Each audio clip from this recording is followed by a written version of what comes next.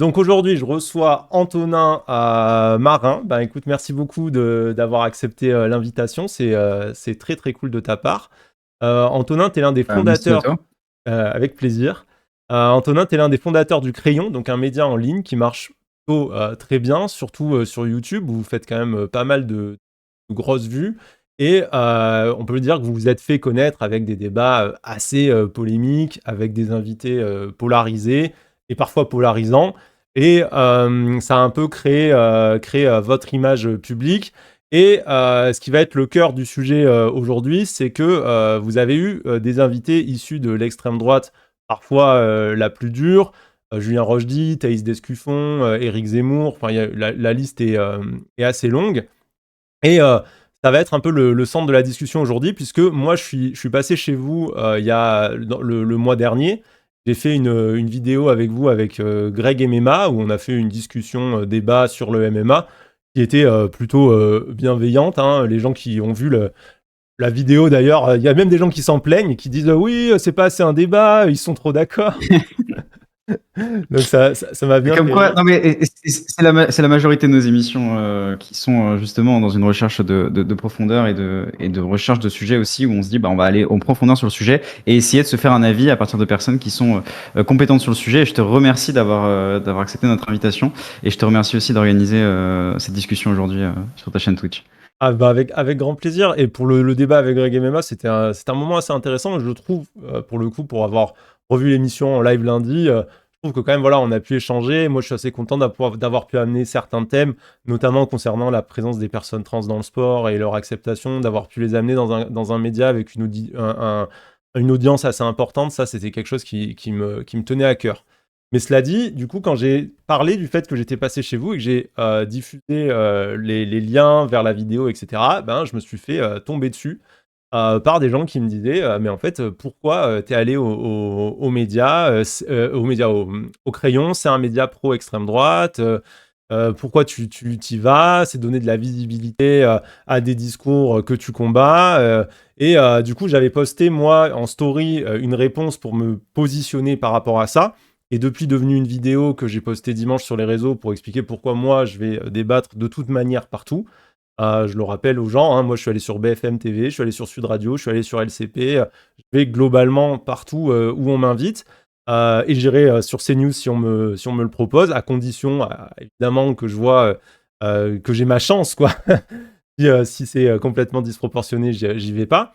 Et toi, quand tu as vu ça, bah, tu m'as contacté, tu m'as dit, ouais, mais moi, enfin, c'est l'impression que j'ai eu que ce que tu me disais, tu vas confirmer ou pas, mais c'est que tu disais que Oui, toi, bien en fait, sûr. tu te ressentais pas comme un média qui pouvait avoir des liens avec l'extrême droite et tout. Et Pas du tout même. t'avais envie d'en parler, quoi. Donc, on s'est appelé et en discutant, c'est là qu'on s'est dit qu'un débat, ce serait constructif. Donc, comment est-ce que toi, déjà, peut-être dans un premier temps, comment est-ce que tu pourrais Ouais, bien présenter le sûr. crayon? Et peut-être, est-ce que tu peux nous situer votre ligne éditoriale et comment tu te ressens par Ouais. rapport à ça? Ouais, complètement, complètement. Bah, déjà, encore une fois, je te remercie, pour l'organisation de cette discussion et cet échange parce que c'est comme ça aussi, je suis convaincu qu'on peut, apaiser la société et mieux se réunir pour définir un peu ce qu'on fait avec Le Crayon et ce que c'est Le Crayon. Le Crayon, aujourd'hui, c'est un groupe média, composé de 2 médias. On a Le Crayon et Les Pépites de France avec aussi 2 agences qui sont Le Pinceau et Le Surligneur. Le groupe cumulé, aujourd'hui, c'est plus de 3,5 millions d'abonnés et plus de 40 millions de vues par mois avec un objectif, à la fois sur les médias et sur tout ce qu'on fait, de réunir et émanciper notre génération. Nous, en fait, avec Le Crayon, on part d'un constat. Le constat, c'est celui des bulles algorithmiques et même des bulles de manière générale. Je te prends un exemple, c'est un truc qui existe depuis très longtemps. En 1928, Bernays, il a écrit Propaganda. Je conseille à la communauté de le lire, c'est hyper intéressant.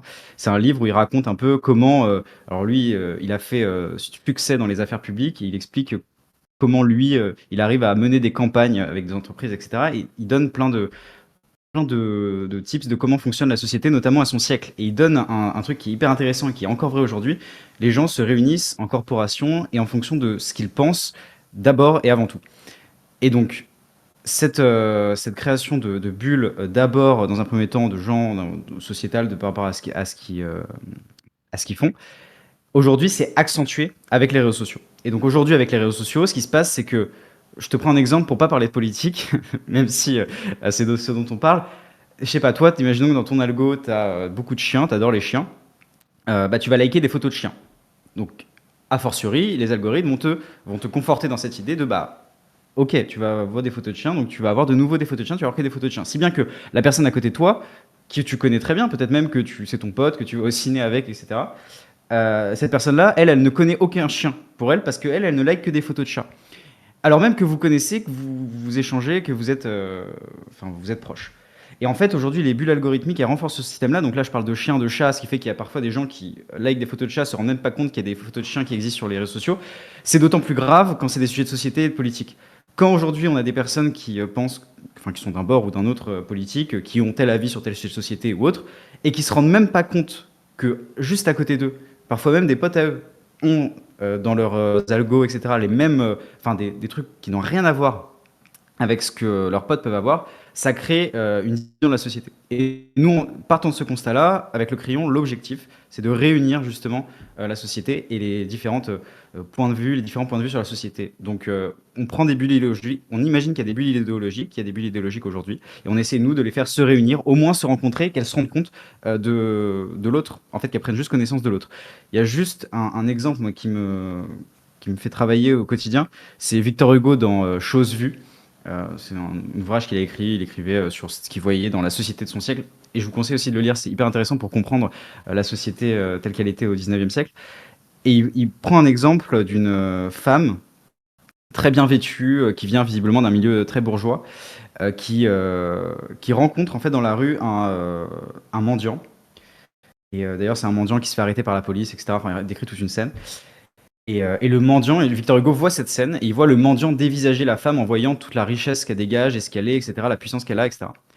Et en fait, Victor Hugo remarque que la femme ne le voit pas, ne regarde même pas le mendiant, et détourne la tête, et elle veut surtout pas le voir. Et en fait, Victor Hugo dit la catastrophe, elle arrive le jour où on ne se voit plus.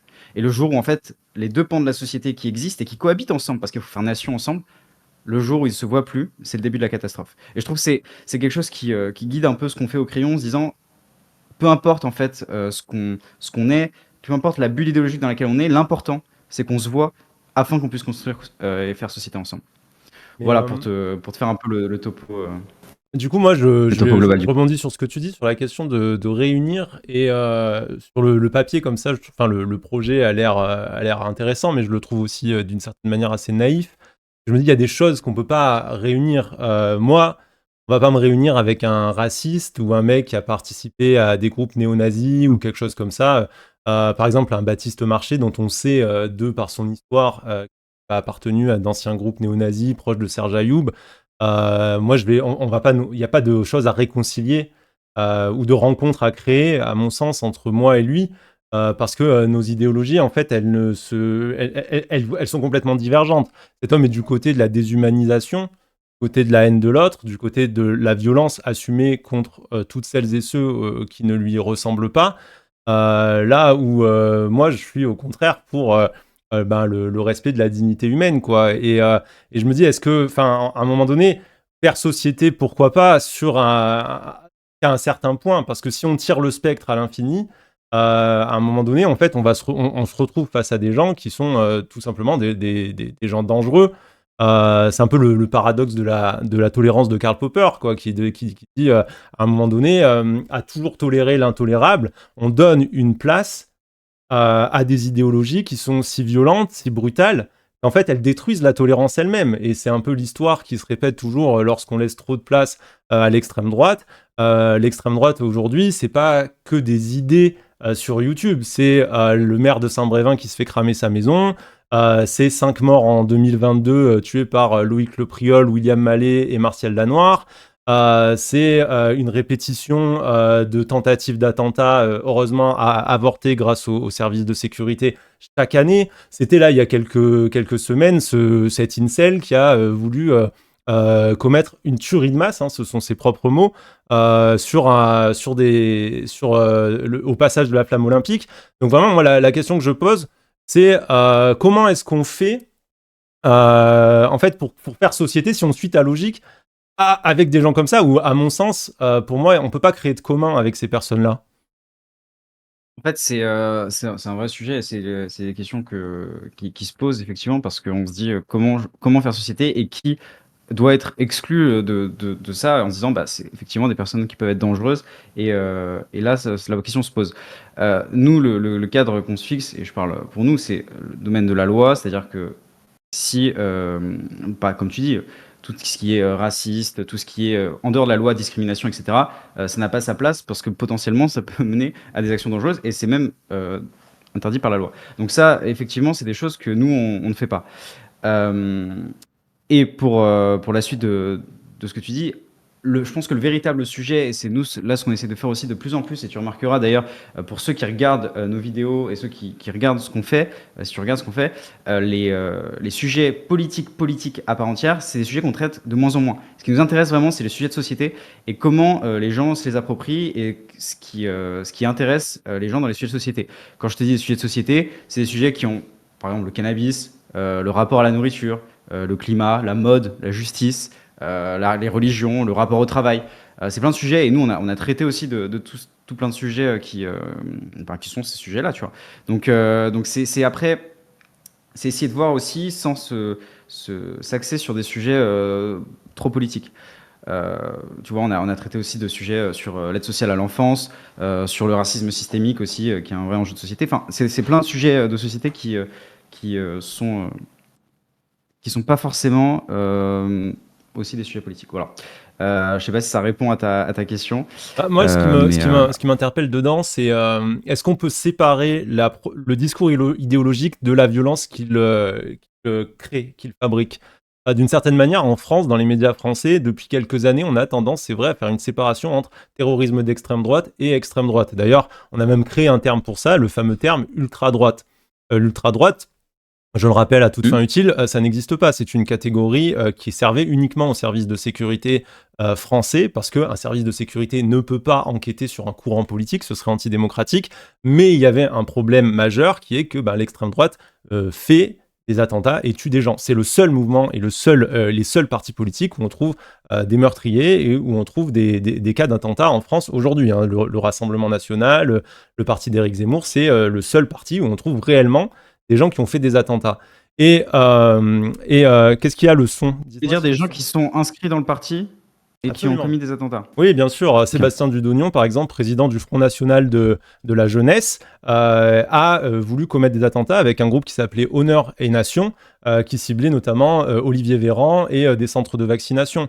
Il y a Claude Sinquet, qui était un candidat du Front National pour les élections municipales à Bayonne, qui a attaqué la mosquée de Bayonne et qui a blessé grièvement 2 hommes à l'arme à feu.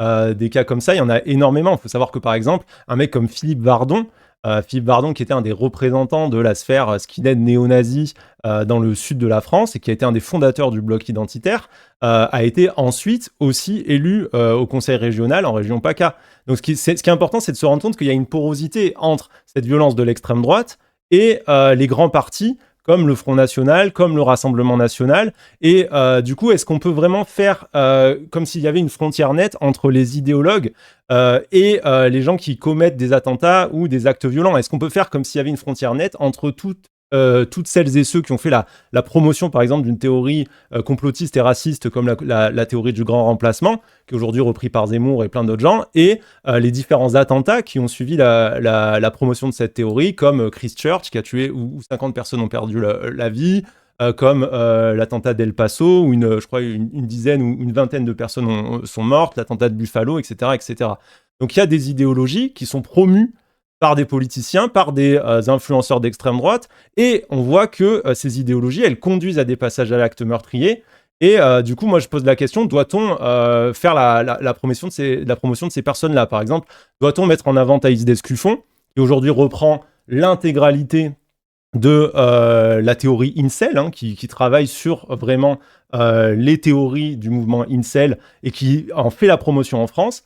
Doit-on pousser en avant Thaïs Descuffon, sachant qu'aujourd'hui, on a des incels la semaine dernière, un incel qui a essayé de commettre un attentat en se revendiquant de Elliot Rodger et du mouvement incel, donc d'attentats d'incel qui ont déjà eu lieu, quoi. Ouais, l'exemple que tu prends, tes discussions d'ailleurs que tu as mis dans ta vidéo et que tu prends comme exemple pour dire qu'on a reçu des personnalités d'extrême droite, c'est un exemple qui date depuis un moment aussi et le discours de Thaïs Descuffon a évolué aussi dans le temps, c'est des choses à avoir en considération. Mais évidemment, c'est des sujets, nous il y a des personnalités, des émissions qu'on a fait qu'aujourd'hui on ne referait pas parce que notre ligne édito aussi elle évolue, elle change, on évolue aussi en fonction de ce qu'on fait et comment on pense la société et les actions. Le véritable sujet, en réalité, c'est juste ce que je disais juste avant, c'est de pas... nous, notre but, pour comprendre, c'est comment on amène les gens qui nous regardent à mieux comprendre les enjeux de société, à mieux comprendre ce qui se passe et à mieux comprendre pour qu'eux puissent se faire leur propre opinion, sans qu'on ait l'impression de, justement, donner une idéologie quelconque, la faire... on va dire, nous, on ne se positionne pas, on n'a pas de... on se voit comme un terrain neutre où on accueille les gens qui ont différentes idéologies et qui viennent discuter. Là-dessus, moi, c'est pas mon rôle de dire il y a telle personne ou telle personne là-dessus. Mais il n'y a pas des Voilà, je sais pas idéologies où si tu dis là, c'est casse-gueule. Par exemple, Thaïs, même si son discours a Si. évolué, on sait Mais qu'elle il y vient a, de il y a- il y a- génération il y a des, il y a identitaire, des- etc. Tu vois. il y a des personnes, oui, mais bien sûr, il y a des personnes, et c'est génération identitaire, aujourd'hui, c'est interdit par la loi. Et c'est des choses que nous, on fait pas. Mais on pouvait savoir à l'avance que génération identitaire, quelqu'un issu de génération identitaire, ce serait un problème. On sait, enfin, c'est quand même une ligne éditoriale que vous suivez où il y a un travail de journalisme, je le sais en amont, puisque moi, les gens qui m'ont contacté, en tout cas, avaient fait un travail sur savaient de quoi je parlais, savaient les sujets que je traitais, savaient d'où venait ma parole. Donc, je pense que c'est la même chose quand vous invitez Thaïs. Et Thaïs, on sait que c'est quelqu'un donc, qui est issu de génération identitaire. On sait que génération identitaire, ça vient d'un groupuscule qui a été dissous dans les années 2000 après l'attentat contre Jacques Chirac. Je rappelle que la dernière tentative de meurtre contre un président de la République en France, c'est aussi un attentat d'extrême droite. On sait que ces gens-là, c'est des gens qui, normalement, devraient être infréquentables. Et à un moment donné, mettre en avant son idéologie, est-ce que ça conduit pas inévitablement à ce que des gens soient convaincus et à ce que, du coup, cette idéologie incel, cette idéologie aussi raciste, anti-immigration qu'elle a longtemps défendue, puisse amener à des passages à l'acte violent. C'est là où je pense qu'il faut faire attention à cette idée qu'on aurait une espèce de neutralité absolue, parce qu'en fait, il n'y a pas vraiment, enfin moi je ne crois pas fondamentalement à la neutralité journalistique. Je pense que quand on choisit Non, mais d'inviter évidemment, et quelqu'un et tout, ça produit quelque chose. on essaie d'y tendre le plus possible et d'être un terrain où en fait, en réalité aujourd'hui, quand tu pars du constat, il y a des gens qui ont des communautés sur les réseaux sociaux, peu importe ce qu'ils pensent, peu importe ce qu'ils ont. Toi, tu as une communauté, différentes personnalités aussi qui ont des avis politiques ont des communautés. C'est que ces gens construisent leur communauté et il y a des gens qui les suivent. Si tu veux, et c'est le propos de ta vidéo, si tu veux aller chercher et aller faire en sorte d'aller convaincre des gens qui les suivent déjà de se dire, bah peut-être réfléchissez, peut-être il y a d'autres idées à aller voir, peut-être il y a d'autres bulles justement qui se rencontrent et il y a d'autres choses à aller voir. C'est pas en excluant du champ politique absolument ceux à qui tu ne veux pas parler que tu vas réussir à créer cette cohésion de société. Et je peux te prendre des exemples, mais aujourd'hui en France, à l'Assemblée nationale, tu as du débat qui se crée avec des personnalités qui sont et d'extrême droite et d'extrême gauche et du centre et de la gauche et de la droite, etc.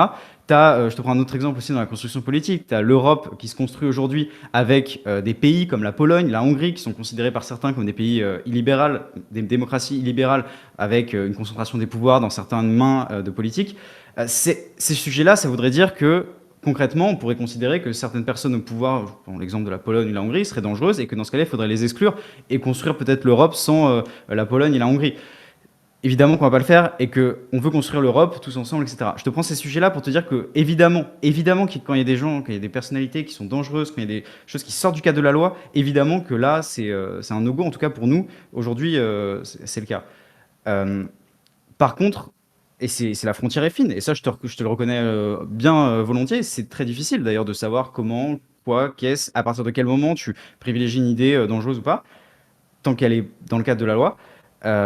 Et après, c'est essayer de réfléchir à OK, qui on met en face, comment on crée la discussion, sur quel sujet on va parler, parce que c'est ça aussi qui est important, c'est de quel sujet les gens sont les représentants et de quoi ils parlent. Et à partir de là, on crée un sujet de discussion et on débat et on discute. Et c'est ça aussi la société française, c'est ça se dire OK, il y a des sujets auxquels je suis pas d'accord du tout, vraiment. Mais en revanche, je les écoute et je regarde la personne. Et c'est un peu le sujet de, comme je te disais, Victor Hugo, etc. Juste voir et savoir que ça existe. Toi, tu es bien renseigné, tu connais tous ces sujets-là parce que c'est des sujets qui t'intéressent, etc. Mais il y a plein de gens qui n'ont aucune connaissance de tout ce que tu viens de dire là. Et donc, c'est important de les avoir en tête aussi. Après, sous des formats différents, etc. Évidemment, toi, tu fais beaucoup de pédagogie sur ce sujet-là et tu le fais très bien. Et franchement, un grand bravo. Et donc, c'est des sujets, après, ça dépend du format et de comment tu les traites. Mais je pense que se fermer les yeux, se cacher les yeux en disant non, non, ça n'existe pas, attention, c'est dangereux, c'est là où réside le problème parce que les gens dangereux vont continuer de vouloir convaincre d'autres personnes et tu crées en fait quelque chose dans la société qui est pas sain du tout. Tu penses l'extrême droite dangereuse, toi? Ça dépend. Aujourd'hui, t'as des représentants d'extrême droite qui sont élus à l'Assemblée nationale. C'est pas mon rôle de dire si ils sont dangereux ou pas. Ils sont élus par des citoyens. À partir de là, ces personnes-là qui sont des députés sont des députés de la nation. Et donc, on est obligé de faire société avec eux. Qu'on pense du bien, qu'on pense du mal avec eux ou pas.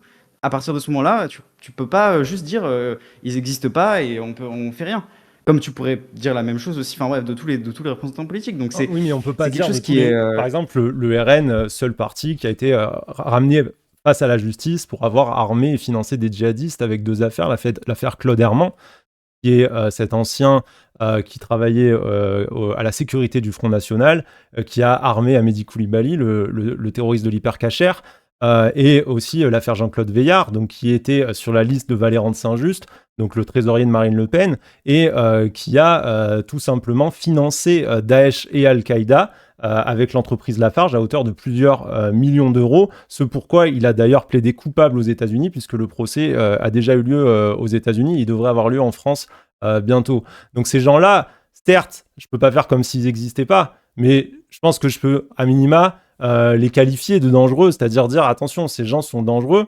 Et là où moi je pense qu'il y a un vrai peut-être problème au crayon parfois, c'est que sur certains sujets, on voit des personnalités d'extrême droite qui viennent et qui n'ont pas toujours, je trouve, de contradiction en face. Je pense par exemple à l'interview d'Éric Zemmour.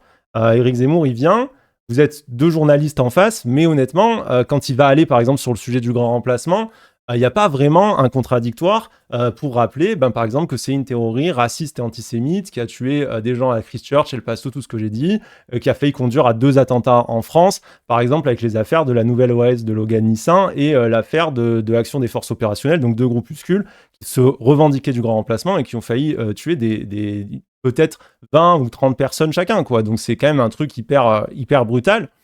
Et si là, il n'y a pas la contradiction, on a l'impression vraiment qu'on laisse cette idéologie juste se déverser, c'est-à-dire on a Zemmour qui parle de ça, vous en face, qu'il ne coupez pas sur ça ou qu'il ne mettez pas face à cette violence de l'idéologie du grand remplacement, et du coup, ce que je vois là, c'est plus, on a l'impression que ça donne de la place à cette idéologie, justement. Nous, notre but, c'est évidemment pas de donner plus de place à qui que ce soit d'une manière ou d'une autre. Notre but, c'est vraiment d'avoir toutes les courants de pensée qui soient représentés chez nous. Et en réalité, oui, il y a des choses qu'on aurait pu mieux faire, qu'on peut mieux faire, et je te l'accorde. Mais on s'améliore de jour en jour et on essaie de faire du mieux qu'on peut. On essaie vraiment et on s'est astreint. Et honnêtement, c'est pas quelque chose d'évident parce que quand tu es sur les réseaux sociaux, encore une fois, il y a cette logique de bulle algorithmique. Ça aurait été beaucoup plus. Enfin, on peut se dire, ok, on aurait pu être d'un bord politique, d'un autre, etc. Et exister en tant que tel. On a voulu dès le départ se dire, ok, nous, on veut recevoir tout le monde et discuter avec tout le monde. C'est un choix qu'on a fait. Certaines personnes peuvent ne pas être d'accord avec ça et peuvent ne pas apprécier ça. Nous, on a envie de discuter avec tout le monde, de créer du dialogue et de faire en sorte que les gens discutent et se réunissent ensemble. C'est quelque chose d'ambitieux. Parfois, ça peut générer des problèmes, notamment sur certains sujets, comme tu l'as évoqué. Et on en est parfaitement conscient. On essaie de pallier au mieux. On a toute une équipe qui travaille justement au mieux pour que on puisse traiter les sujets de la meilleure manière possible qui soit, de tendre vers cette neutralité. Évidemment, comme tu dis, être neutre, c'est quelque chose qui est très difficile. Mais de tendre en tout cas vers cette neutralité. On a tous nos biais, effectivement, etc. Mais on essaie en tout cas de recevoir tout le monde. Et voilà, et de se rapprocher de ce que nous on estime, en tout cas, être un dialogue entre tout le monde, que ce soit des gens, peu importe, L'interview de Zemmour, peu importe ce qu'ils vont aider. Ouais. L'interview de Zemmour, tu la referais pareil, par exemple, au moment où il arrive sur ce sujet du grand remplacement.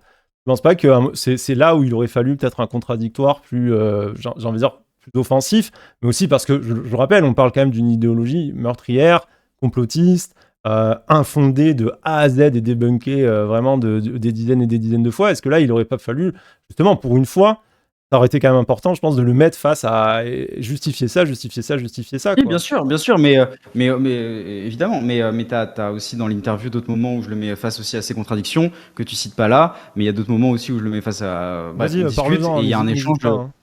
Si tu veux parler Bah, d'un moment j'ai pas précis, l'exemple en tête, faudrait, voilà. c'est une vidéo d'une heure, donc je veux pas Hmm. donner l'exemple, mais à un moment donné, je cite un chiffre qui est faux dans son livre, où par rapport à l'immigration, où il évoque l'immigration en disant, je crois que c'est un chiffre, bref, il cite un chiffre qui est en fait 10 fois moins que ce qu'il cite, et je le mentionne, et je le challenge aussi là-dessus. Enfin, il y a beaucoup de moments, et je vais pas refaire l'interview en entier, parce qu'elle dure plus d'une heure, et j'invite ceux qui nous regardent dans le chat à aller la voir et à se faire leur propre avis, parce qu'il y a beaucoup de gens aussi qui, justement, nous jugent au travers de certains extraits, certaines personnalités très clivantes qu'on a pu recevoir, et ne regardent pas l'intégralité de tout ce qu'on fait et de tout justement l'âme et le corps qu'on met à se dire ok, on reçoit tout le monde et on fait des sujets hyper importants de manière globale sur la société.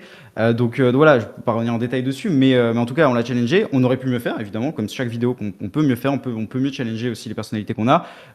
Après voilà, t'es dans un contexte d'interview aussi, il y a des sujets que tu abordes, que tu as envie d'aborder, etc. Donc mais je te l'accorde entièrement ça. Et moi j'ai aucun sujet là-dessus. Et moi, mon but quand j'interviewe quelqu'un, c'est et de le challenger et de faire en sorte qu'on comprenne et qu'on voit les idées qu'il a. Parce que sinon, du coup, le rôle de ce que je fais, c'est que bah, du coup, les bulles idéologiques ne se confrontent pas réellement. Et donc, il faut qu'on comprenne les idées, les challenger et être le représentant. Et c'est ce qu'on essaie de faire. Alors, peut-être qu'on l'a, à certains moments, on l'a peut-être pas assez bien fait, on aurait pu mieux le faire. Je pense qu'on l'a très bien fait sur d'autres vidéos. Mais l'idée, c'est d'aller challenger pour être un peu le représentant de l'autre bulle idéologique. Comme tu dis là, ce que toi tu peux dire là, bah, l'idée c'est d'avoir quelqu'un qui puisse être capable de challenger ça. Donc complètement. Il y a une question du chat qui est vous dites que vous avez fait des erreurs et que vous vous améliorez avec le temps. Est-ce qu'il y a certaines ou certains de vos invités que vous ne réinviteriez pas et que vous regrettez d'avoir invité du coup? C'est question du chat. C'est une très bonne question. Je vais honnêtement, ce serait difficile de répondre là comme ça et d'avoir en tête des trucs très précis. En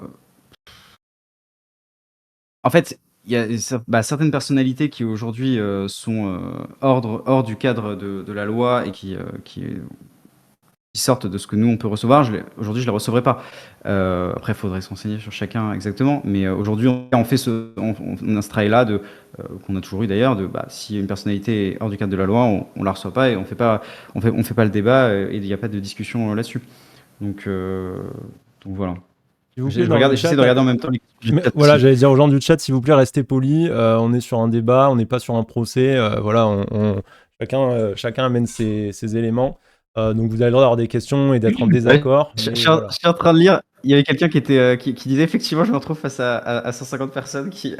Et je regarde en même temps. Donc en même temps, je suis en train d'essayer de te répondre et de regarder un peu ce qui se dit.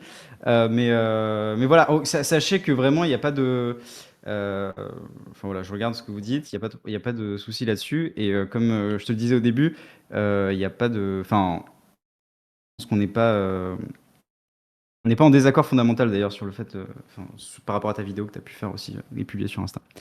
Bref. J'avais une question sur certains de tes invités. Enfin, toi, du coup, au crayon, plus ou moins le rédacteur en chef, si j'ai bien suivi, c'est quand même toi qui Exactement, supervise. c'est pas Voilà. plus ou moins, je suis le rédacteur en chef, Voilà, exactement. on est d'accord.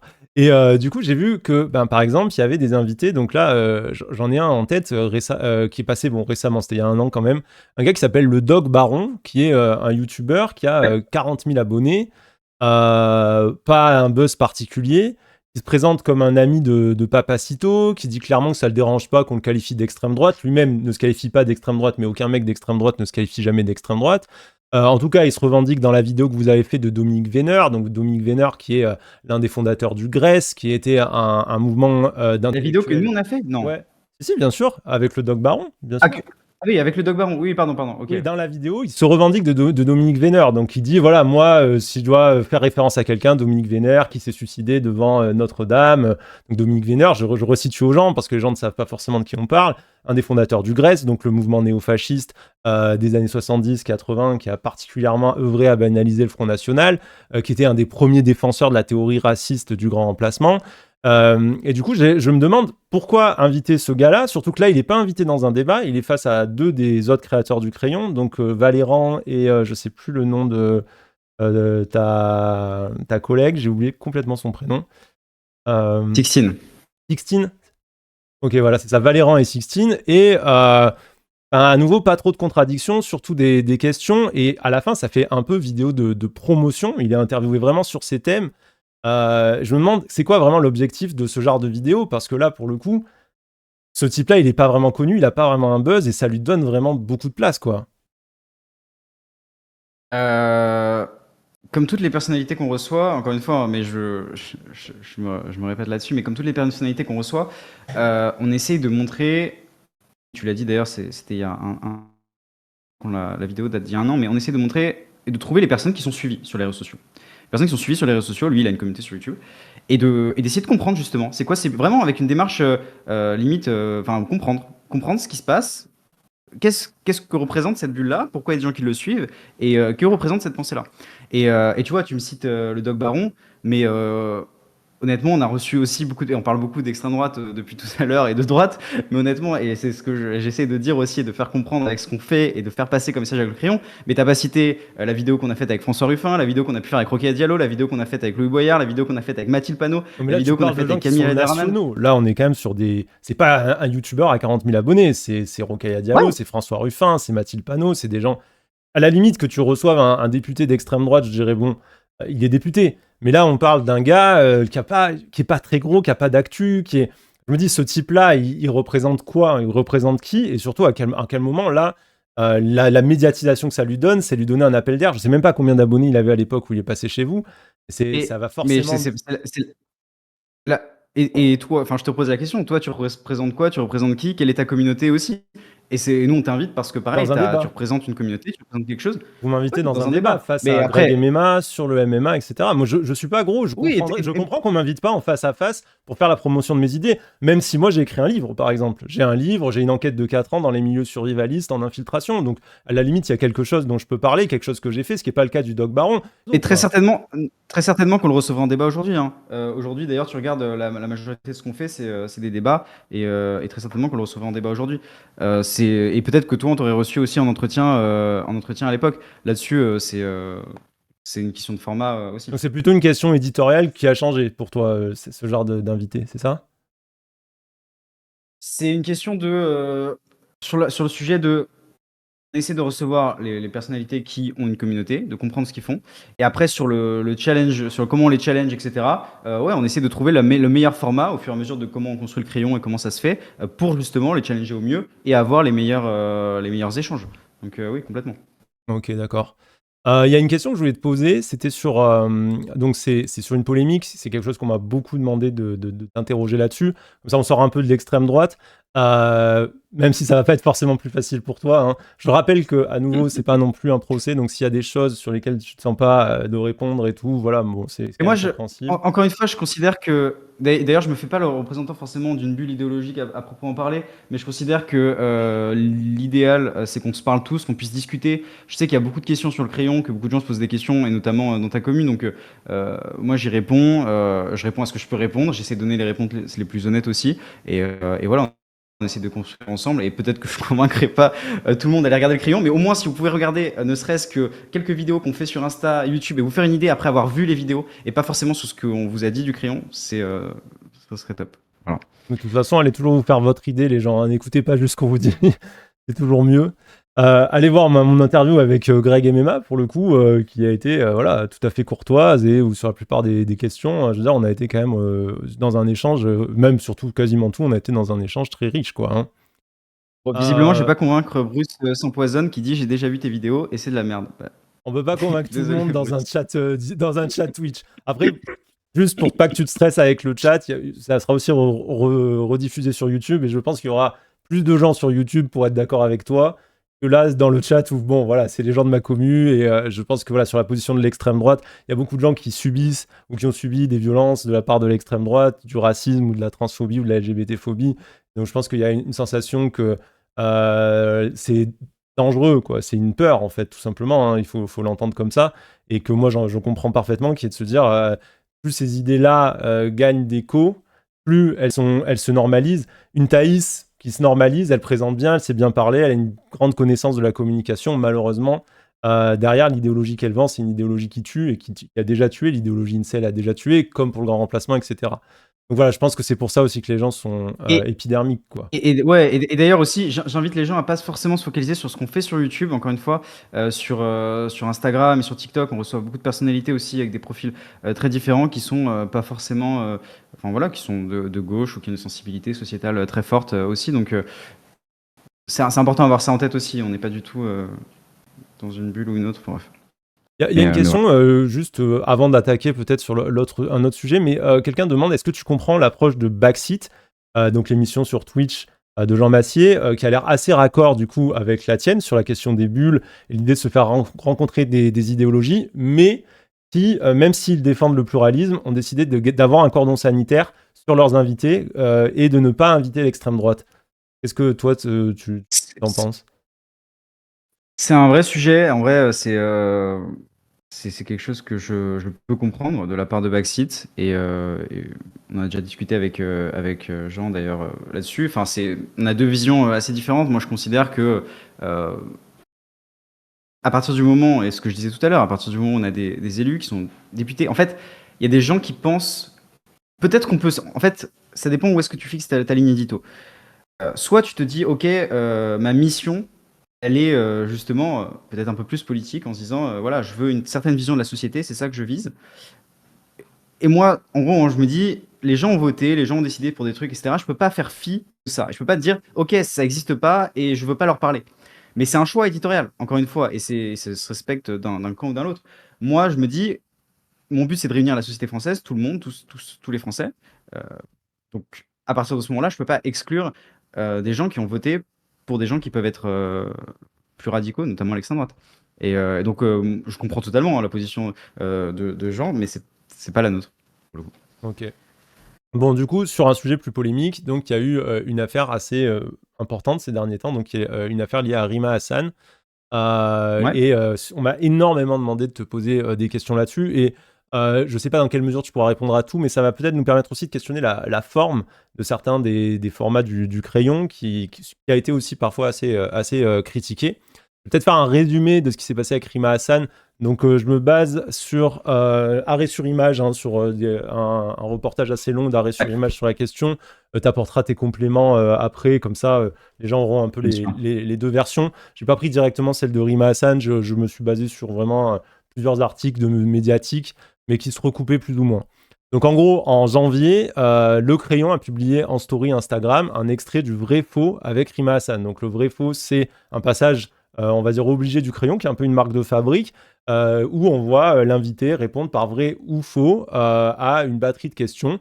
Là, on voit donc dans l'extrait que j'ai pu regarder, hein, on voit du coup une question qui est le Hamas mène une action légitime, ce à quoi Rima Hassan répond vrai.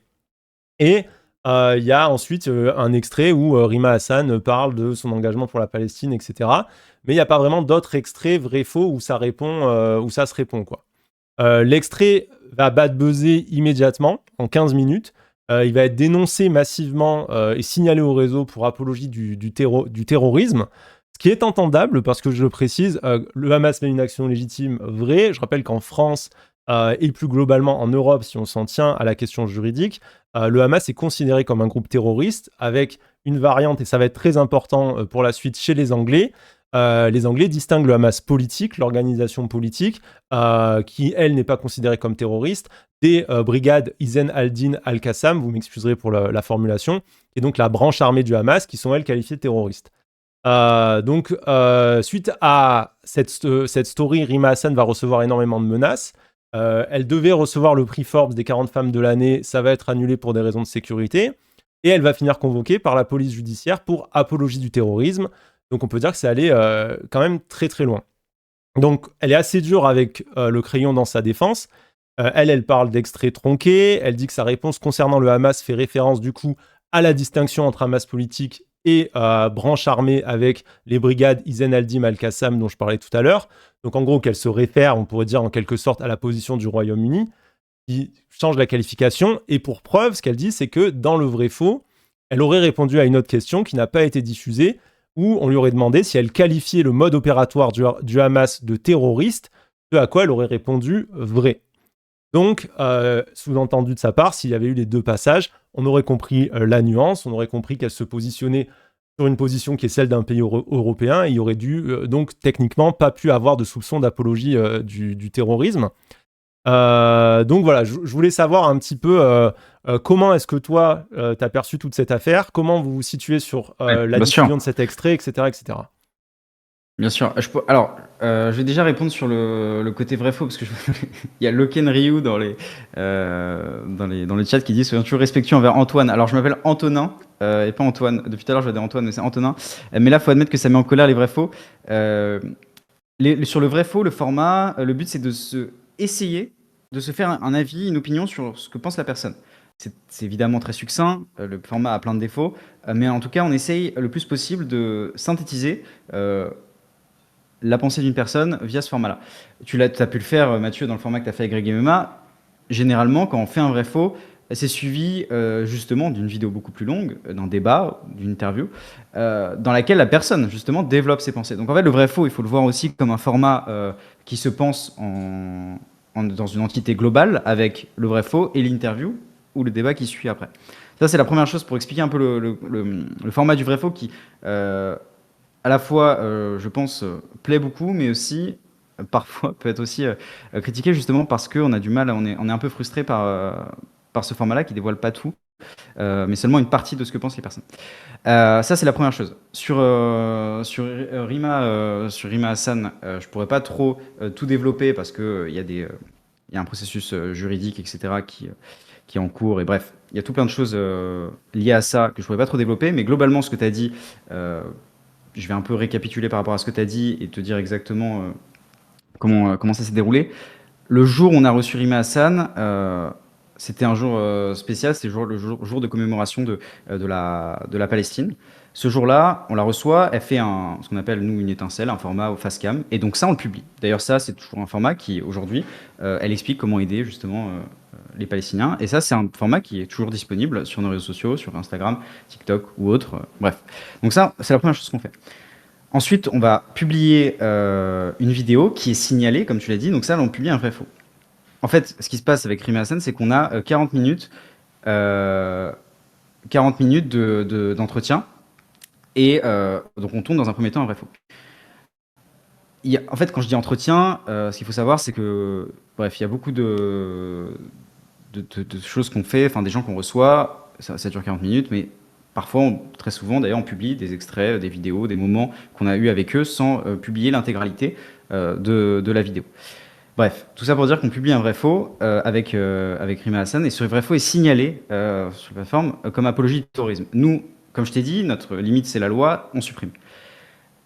La vidéo est supprimée. Donc à partir de là, il y a des gens qui reprennent cet extrait-là. Il y a des gens qui reprennent cet extrait-là et qui prennent juste le moment où elle dit sur Twitter l'action du Hamas est légitime. Bref. Et ça, nous, en fait, à partir de là, nous, on contrôle plus rien. C'est les gens qui reprennent ce truc-là, et nous, on n'a plus le contrôle là-dessus. Bref, et du coup, s'ensuit l'histoire que tu as résumée après là-dessus, et dont je pourrais pas trop donner trop de détails, mais voilà. Est-ce que stratégiquement, ça aurait pas été pas mal, par exemple, de publier cet extrait, je sais pas s'il a eu lieu ou pas, hein, c'est son témoignage à elle, mais où elle dit que la qualification du mode opératoire du Hamas est terroriste. Et du coup, diffuser tout de suite cet extrait, voir que ça marche pas, reprendre l'extrait, diffuser le deuxième, faire en sorte qu'il y ait une contextualisation plus claire de son Ouais, mais en propos. fait, il y a un sujet juridique derrière. Il y a un sujet juridique, c'est que il y a le sujet d'apologie de terrorisme. Et nous, là-dessus, on voulait pas. Enfin, il y avait un sujet juridique. Donc là-dessus, c'était compliqué de. Enfin, je suis d'accord avec toi. Hein. Humainement, je suis d'accord avec toi. Juste juridiquement, c'était compliqué. Mais elle s'est Là-dessus. retrouvée quand même sous les roues du camion pour m'être déjà retrouvée dans ces situations un peu horribles de bad buzz où d'un seul coup ça monte en épingle, où on déforme complètement ses propos, on n'a aucune possibilité de se défendre. Est-ce qu'il y a rien à faire dans un moment comme celui-là? Parce que en tant que média, on a une responsabilité. Il y a quand même la responsabilité du choix éditorial de base qui est d'avoir choisi cet extrait spécifique sans un extrait qui vienne le compenser. C'était quand même anticipable qu'il y aurait forcément des réactions. À aucun moment, notre volonté, ça a été de nuire d'une quelconque façon, et ça, de toute manière, avec nos invités, tu as pu l'expérimenter aussi, à aucun moment, on a une volonté de nuire à qui que ce soit. Au contraire, on essaie d'être le plus bienveillant possible. Après, c'est un sujet qui est délicat et bref, qui a entraîné plein de choses compliquées. Je vais pas rentrer dans le détail là-dessus, mais voilà, je voulais juste rétablir comment ça s'était déroulé. Et Comment tu te sens par rapport à la responsabilité justement de ce qui peut découler après un passage chez vous? Par exemple, si demain une personne trans passe au crayon face à une personne transphobe et qu'elle reçoit une vague de harcèlement, si demain je passe et je reçois une vague de harcèlement par des néo-nazis, etc., comment vous vous situez par rapport à ça? Comment tu le ressens? c'est toujours délicat, c'est toujours, enfin évidemment, tu vois. Après là, on est sur deux visions différentes, enfin deux choses différentes. T'as la vision très, on va dire théorique, professionnelle de ce que nous on a envie de faire, et puis là t'as la catégorie aussi émotionnelle de bah il y a des gens, on les fait venir chez nous, on les fait venir dialoguer, discuter. Ils donnent de leur temps, de ce qu'ils font. Et donc forcément, après, quand tu as des gens qui sont harcelés, tu as des gens qui, suite à leur passage, ont un problème avec ce qui s'est passé, forcément, humainement, on est impacté et on essaie de mettre en place. Enfin, tu vois, dès qu'il y a des cas de harcèlement, signalement sur les réseaux sociaux, etc., ces choses, on va modérer les commentaires, évidemment, et on va faire une action ciblée justement sur des personnes qui peuvent être prises pour cible pour ces sujets-là. On essaye le plus possible enfin, de prendre évidemment en considération ça. Donc, évidemment qu'on est impacté, qu'on essaye, en tout cas, même quand on tourne l'émission, que ce soit en amont, que ce soit pendant et après, on essaie que ça se passe le mieux possible pour nos invités qu'on comprenne en fait leur sujet, pourquoi ils viennent et pourquoi ils défendent ça. Alors pour votre défense, quand même, moi je tiens à dire que quand je suis passé chez vous, après la sortie de l'émission, il y a eu des commentaires particulièrement injurieux, notamment sur TikTok, qui ont été dans les commentaires d'extraits de la vidéo et qui ont été modérés. Et que j'ai reçu un message de la Bien sûr. personne qui s'en occupe pour me dire on a modéré les commentaires, dis-le nous si tu veux qu'on modère plus certaines choses, etc. Donc ça, c'est assez rare pour le Et ça, signaler parce que je suis passé chez LCP ouais. il y a pas longtemps, la chaîne parlementaire, donc les gens s'attendraient peut-être à une meilleure prise en charge. Et sur LCP, j'ai du moins les contacter pour leur dire non mais allez regarder votre vidéo TikTok, allez, enfin faites un truc quoi, parce que les messages qu'il y avait dessus c'était hors sol. Et c'était vraiment des injures quoi, des injures homophobes, Et, etc. etc. Et ça, c'est le problème de tous les médias. D'ailleurs, tu regarderas tous les médias sur les réseaux sociaux, et enfin nous y compris, hein, il y a des commentaires et c'est jamais évident de modérer, de supprimer, de décider parfois de juste enlever la section commentaires parce que ça c'est trop grave. Donc voilà, on essaye le plus possible. En tout cas, c'est des sujets qui sont hyper présents chez nous et qu'on est vraiment auxquels on fait pour le coup vraiment attention. J'ai l'impression qu'il y a un impensé, et ça, c'est pas spécifique au crayon, mais cet impensé, c'est du journalisme aujourd'hui, c'est la vague de harcèlement qu'on peut avoir derrière. C'est un peu, on passe dans un média, on dit un truc, et d'un coup, on va se prendre une vague, et le média, enfin, il y a vraiment des médias, on a l'impression qu'ils s'en foutent, quoi. Et on sait pas, en fait, quand on est la personne et qu'on doit parler dans les médias, surtout sur des sujets des fois très compliqués, c'est vrai que ça effraie, et du coup, dans ces moments-là, par exemple, quand on vient sur des sujets difficiles, un vrai faux, ça fait peur. Moi, je me dis, si demain je dois débattre avec, je sais pas, un mec d'extrême droite chez vous, je sais pas, n'importe qui, Papacito ou je sais pas quoi, que je passe avec un vrai faux, et selon la question qui est posée dans le vrai faux, il faut bien se rendre compte que la question, qu'on le veuille ou non, elle va orienter forcément, surtout sur une réponse qui est binaire, elle va forcément orienter énormément le débat. Du coup, moi, je me sentirais mal à l'aise. Je me dirais, putain, mais enfin, il y a des choses. Je trouve quand on parle de sujets vraiment complexes, on peut pas figer le débat en rangeant tout de suite l'interlocuteur dans une case, parce que sur certains enjeux politiques, il y a besoin d'espace pour développer une pensée complexe, parce que tout n'est pas oui-non. Et c'est la Bien preuve, c'est sûr, le passage de Rima Hassan, c'est exactement ça. C'est une pensée complexe et politique construite sur ce qu'est et représente le Hamas pour bien elle. sûr. Mais sur une question vrai-faux, ça sort pas du tout comme ça devrait. Et je me demande, est-ce que c'est pas un format, à la fin, sur des sujets complexes qui devrait disparaître? Sur le MMA, c'est une chose, mais sur des sujets complexes qui devraient disparaître. C'est un vrai sujet. C'est un vrai sujet. Nous, c'est un format qu'on essaie de faire, en tout cas, et qu'après, qu'il y ait toujours un débat ou une interview qui soit suivie. En fait, pareil, enfin, ce qu'on fait, et là, le vrai faux, et c'est normal hein, d'appuyer sur ce qui peut être critiqué, amélioré. Et en vrai, je demande que ça, hein, à ce qu'on s'améliore et à ce qu'on fasse toujours mieux. Mais tu vois, nos vidéos, elles durent sur YouTube plus d'une heure, enfin entre 40 minutes et une heure. Donc, tu as le temps de développer. Et on fait ça exprès parce qu'on sait qu'on a le temps de développer. Et justement, on veut que les gens puissent développer leur pensée. Euh, peut-être qu'il y a des sujets effectivement sur lesquels c'est compliqué et surtout s'il n'y a pas de vidéo après plus globale qui sort, effectivement c'est très difficile. Et en vrai aujourd'hui d'ailleurs, quand on fait un vrai faux, il y a quasiment systématiquement toujours une vidéo ou quelque chose de beaucoup plus long qui sort après. Donc voilà, en tout cas le vrai faux, pour le coup, on essaie vraiment de le faire dans un cadre où on peut avoir du dialogue, de la discussion et développer sa pensée en fait la plus large possible. Et d'ailleurs sur les vrais faux qu'on fait sur nos débats, on invite toujours à aller voir l'émission plus globale aussi dans son intégralité évidemment. Euh, voilà. Il y a une question assez intéressante sur ça, et quelqu'un dit en fait. Non, c'est pas vrai. Alors juste, ouais, c'est peut-être ça que tu vas réagir, mais ce que je vois, le but c'est de cliver, pas de tempérer. Ah non, c'est C'est pas pas vrai. ça. C'était Le but une c'est autre pas de question. cliver. Je Ok. pose l'autre parce que j'ai peur de la perdre après. Et après, si tu veux, on répondra à la seconde. Mais le vrai faux Vas-y, construit vas-y. la bulle que tu cherches à briser dès le début du débat. Et c'est un truc sur lequel je suis un peu d'accord. C'est que on présente les invités. Ça permet, c'est vrai, de les situer très vite. Mais ça fait aussi qu'on polarise le débat dès le départ en pour et contre. Parce qu'il y a quand même les gens, ils vont regarder comme ça en disant bah, lui, c'est un gauchiste. Voilà. Lui, c'est un droitard ou je sais pas quoi. Et du coup, bah, je m'oppose directement.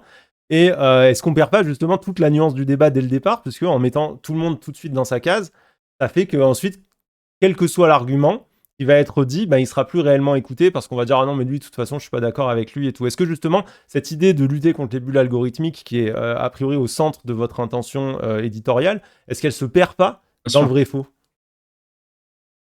Non, parce qu'encore une fois, c'est un format qui à la fois va montrer les différents clivages, tels qu'ils sont, parce qu'il y a ces bulles-là. En fait, on est obligé d'avoir le constat des bulles telles qu'elles sont pour qu'elles se rencontrent et qu'elles puissent dialoguer. Dans les faits, il y a vraiment, bah, quand on répond vrai, faux, etc., c'est parce qu'on a une pensée qui est caractérisée par ça. Le but, nous, après, c'est créer du dialogue et du débat. Et le vrai, faux, c'est vraiment c'est comment dire, c'est essayer de montrer un peu ce que pense la personne sur certains sujets et de voir comment on peut ouvrir le dialogue et le débat là-dessus. Parce que parfois, tu te retrouves face à quelqu'un et t'as pas conscience qu'il pense ça sur tel sujet. Et en fait, quand il va répondre vrai à telle affirmation, tu vas être en mode ah ouais, ah d'accord, lui en fait, il pense ça. Ah ouais, putain, j'aurais pas dit. Et en fait, ça va te permettre de discussion et de se dire ok, j'ai un gars qui pense ce truc-là en face de moi. Il faut que je comprenne ce truc-là, pourquoi il pense ça. Et si on n'avait peut-être pas fait le vrai faux, peut-être que ce sujet n'aurait pas été abordé, peut-être qu'il n'y aurait pas eu ce moment-là, ou ce déclic de se dire, OK, il faut aller sur ce sujet-là. Donc, c'est vraiment essayer de capter un peu ce que peuvent penser les gens qu'on a choisis pour après créer du dialogue et la discussion. Et ça crée un peu comme comprendre directement, ok, toi tu penses ça, moi je pense ça, très bien. On sait qu'on va avoir une heure de discussion, on va pouvoir échanger et dialoguer là-dessus. Ouais, mais ça crée aussi bah, justement des dérives. Enfin, l'affaire Ima Hassan, je trouve, elle est quand même marquante. Et on se dit que sur une réponse, et du coup, puisqu'on n'a pas le reste de l'intégralité de l'échange, on a quand même quelqu'un qui finit à la police judiciaire convoqué pour apologie du terrorisme. Ça va très très loin, qui est tellement menacé que Forbes, c'est quand même des gens qui savent organiser une cérémonie, sont obligés d'annuler une cérémonie pour des raisons de sécurité. Ça va super loin. Et du coup, je me pose aussi la question, qu'est-ce qu'on fait des clips dans nos médias en général, etc. Il y a une vraie question, je trouve, du clip, C'est un vrai d'une extrait sujet. court. C'est un vrai sujet, On a bien besoin sûr. de créer un buzz, une attention pour que les gens aillent voir des formats longs, parce que c'est vrai que les formats longs ne passionnent pas de prime abord, mais une fois qu'on vient chercher les gens, ils regardent en général. Mais pour aller chercher les gens, il faut du buzz, et est-ce que à chercher le buzz sur des sujets très complexes, très politiques, on finit pas par forcément se retrouver dans une poudrière?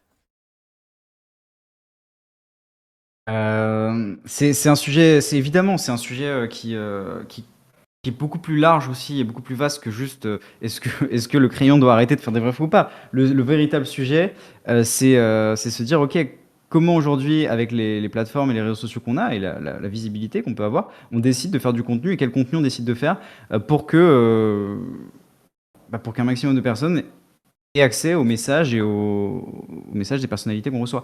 Donc c'est évidemment, c'est un sujet qu'on se pose et c'est des questions qu'on se pose au quotidien. Aujourd'hui, comme je te dis, dans une émission longue, le vrai faux, et quand il y a un vrai faux avec une émission longue, etc., ça a du sens. Quand il n'y a pas de développement derrière, etc., aujourd'hui, il n'y aura pas de vrai faux. L'affaire Rima Hassan, effectivement, tu l'as mentionné, il y a des sujets juridiques derrière, comme je disais, et pour ça aussi que tout s'est pas déroulé comme on l'aurait pu imaginer initialement. Mais voilà. Et est-ce que dans l'affaire Rima Hassan, vous êtes. Je demande aux gens si mon son est meilleur, excuse-moi, hein, j'avais juste un problème de son, donc j'ai dû faire un Bien petit sûr. réglage. Donc n'hésitez pas à me dire s'il y a encore des problèmes de son, normalement c'est réglé.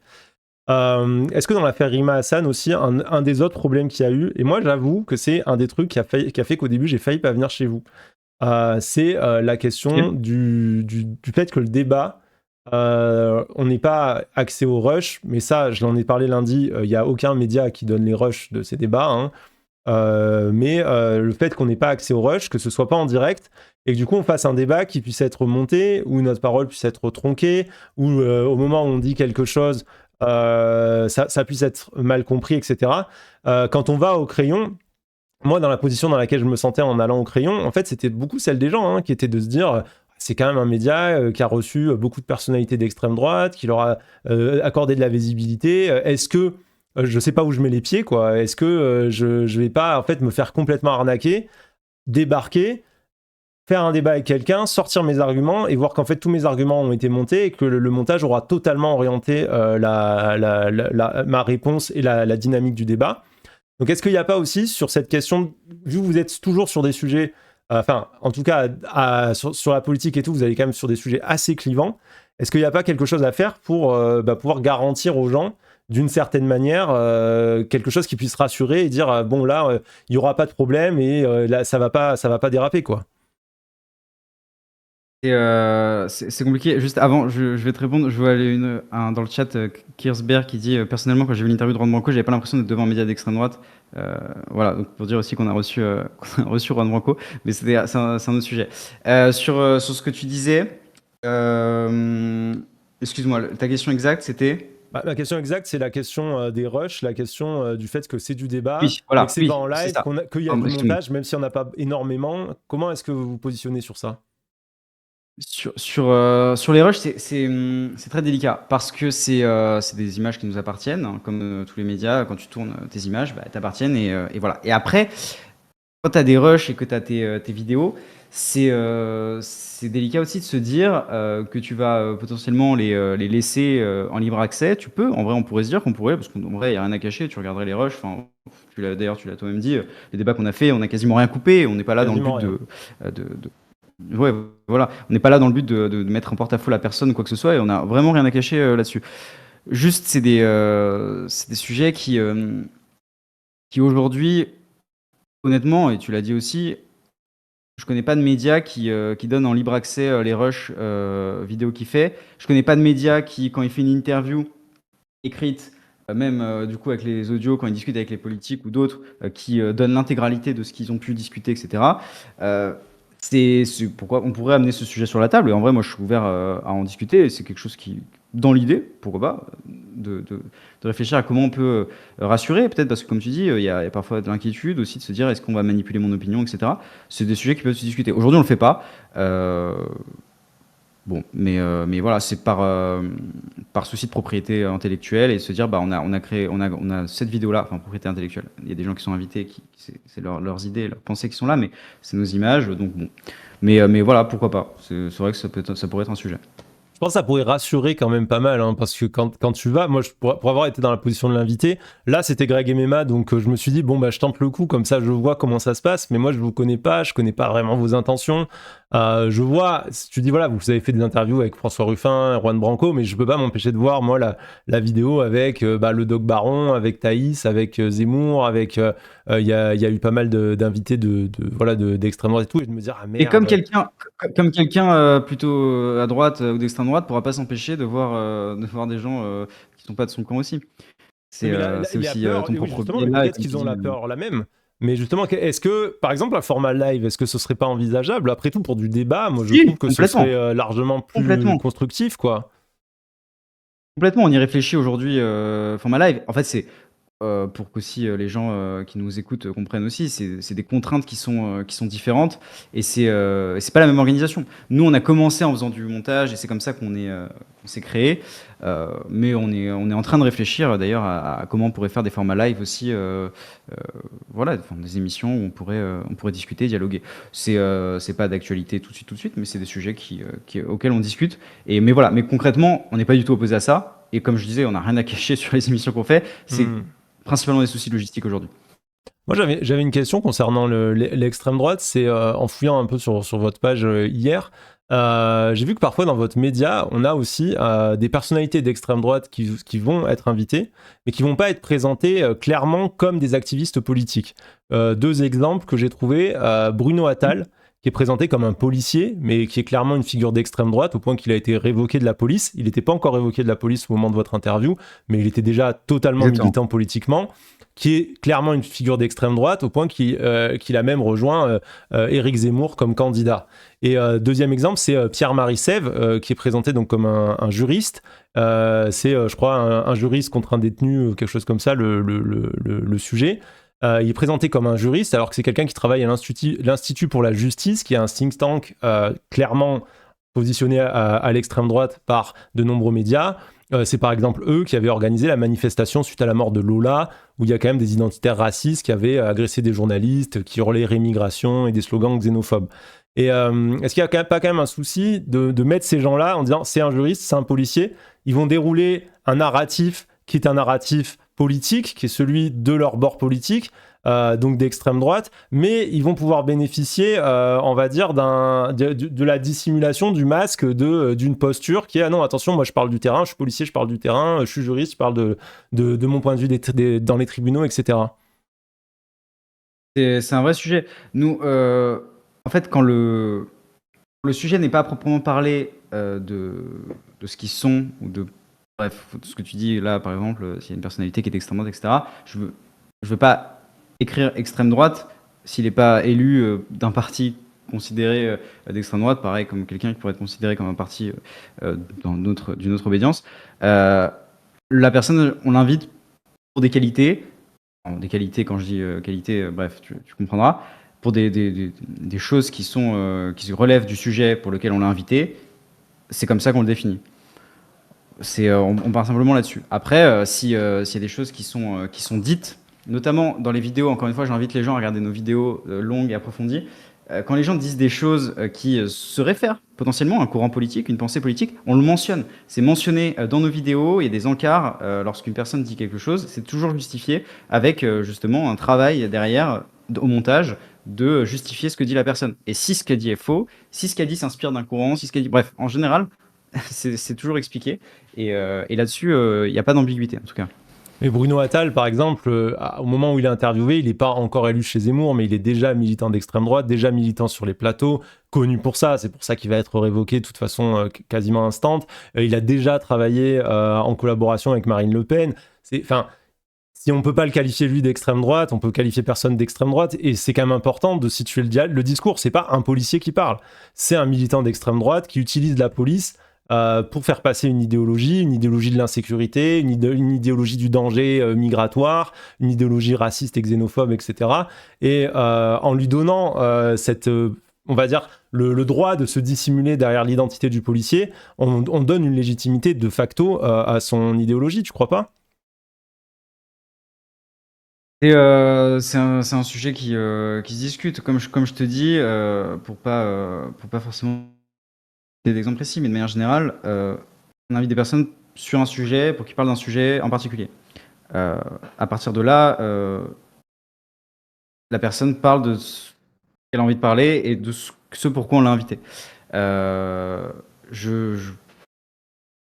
Quand les personnes disent des choses, et je me répète là-dessus, mais c'est exactement ce que je te dis, quand les personnes disent des choses, on mentionne d'où ça vient, pourquoi ils le disent et d'où ça sort, ce qu'ils peuvent dire. Je vais pas mettre un bandeau avec une étiquette. Toi, tu es tel bord, tel bord, tel bord. C'est d'ailleurs un sujet, et d'ailleurs, on n'est pas les seuls à se poser la question, parce que comment on fait, comme tu dis, comment on fait pour montrer parce que le sujet est plus profond, du coup, ce que tu dis, c'est comment montrer la sensibilité d'une personne qu'on invite, sans non plus lui mettre une étiquette, alors qu'elle même se définit pas forcément comme ça. Comment on définit sa pensée? Et ça, c'est un sujet de l'ARCOM qui avait fait débat justement avec le Conseil d'État, qui avait repris ça, etc., sur les chaînes de télé notamment.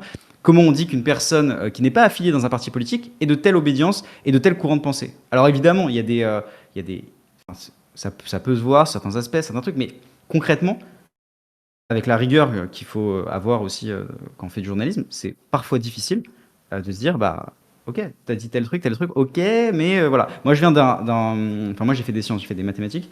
Euh, J'essaye le plus possible de mettre les choses avec la véracité la plus juste. Et c'est parfois délicat et c'est jamais évident. Aussi bien, du coup, que les chaînes de télé se posent la question et l'ARCOM a envie de sévir là-dessus. Mais ça fait débat et c'est pas quelque chose de si évident que ça. Bah, sur le fait que vous les reprenez systématiquement, je suis obligé de me mettre un peu en porte-à-faux. Sur la question du grand remplacement, j'ai regardé plusieurs vidéos et j'ai pas vu. Donc Stanislas Rigaud en a parlé, François Voyer, l'un des journalistes de Livre Noir, Zemmour. Et j'ai pas vu à chaque fois un encart qui dise attention, le grand remplacement. D'ailleurs, maintenant, même sur YouTube, il y a ça sous les vidéos qui parlent de grand remplacement. Le Hmm. grand remplacement est une théorie Ouais, raciste et complotiste et qui renvoie à des pages qui invalident factuellement en se fondant sur la science. Le grand remplacement n'a rien de scientifique. Il n'y a absolument pas le début d'une analyse scientifique dans ces discours-là. Ça, moi, je l'ai pas vu. Au moment où ces discours-là sont prononcés. Et pour le coup, d'ailleurs, c'est vrai que dans la vidéo que j'ai fait avec Greg MMA, il y avait plusieurs fois des encarts qui précisaient des points et tout. Et je me suis dit, même si sur le moment de l'interview, ce que je peux comprendre pour faire des interviews, on pense pas à tout. Des fois, on a le syndrome de la cage d'escalier.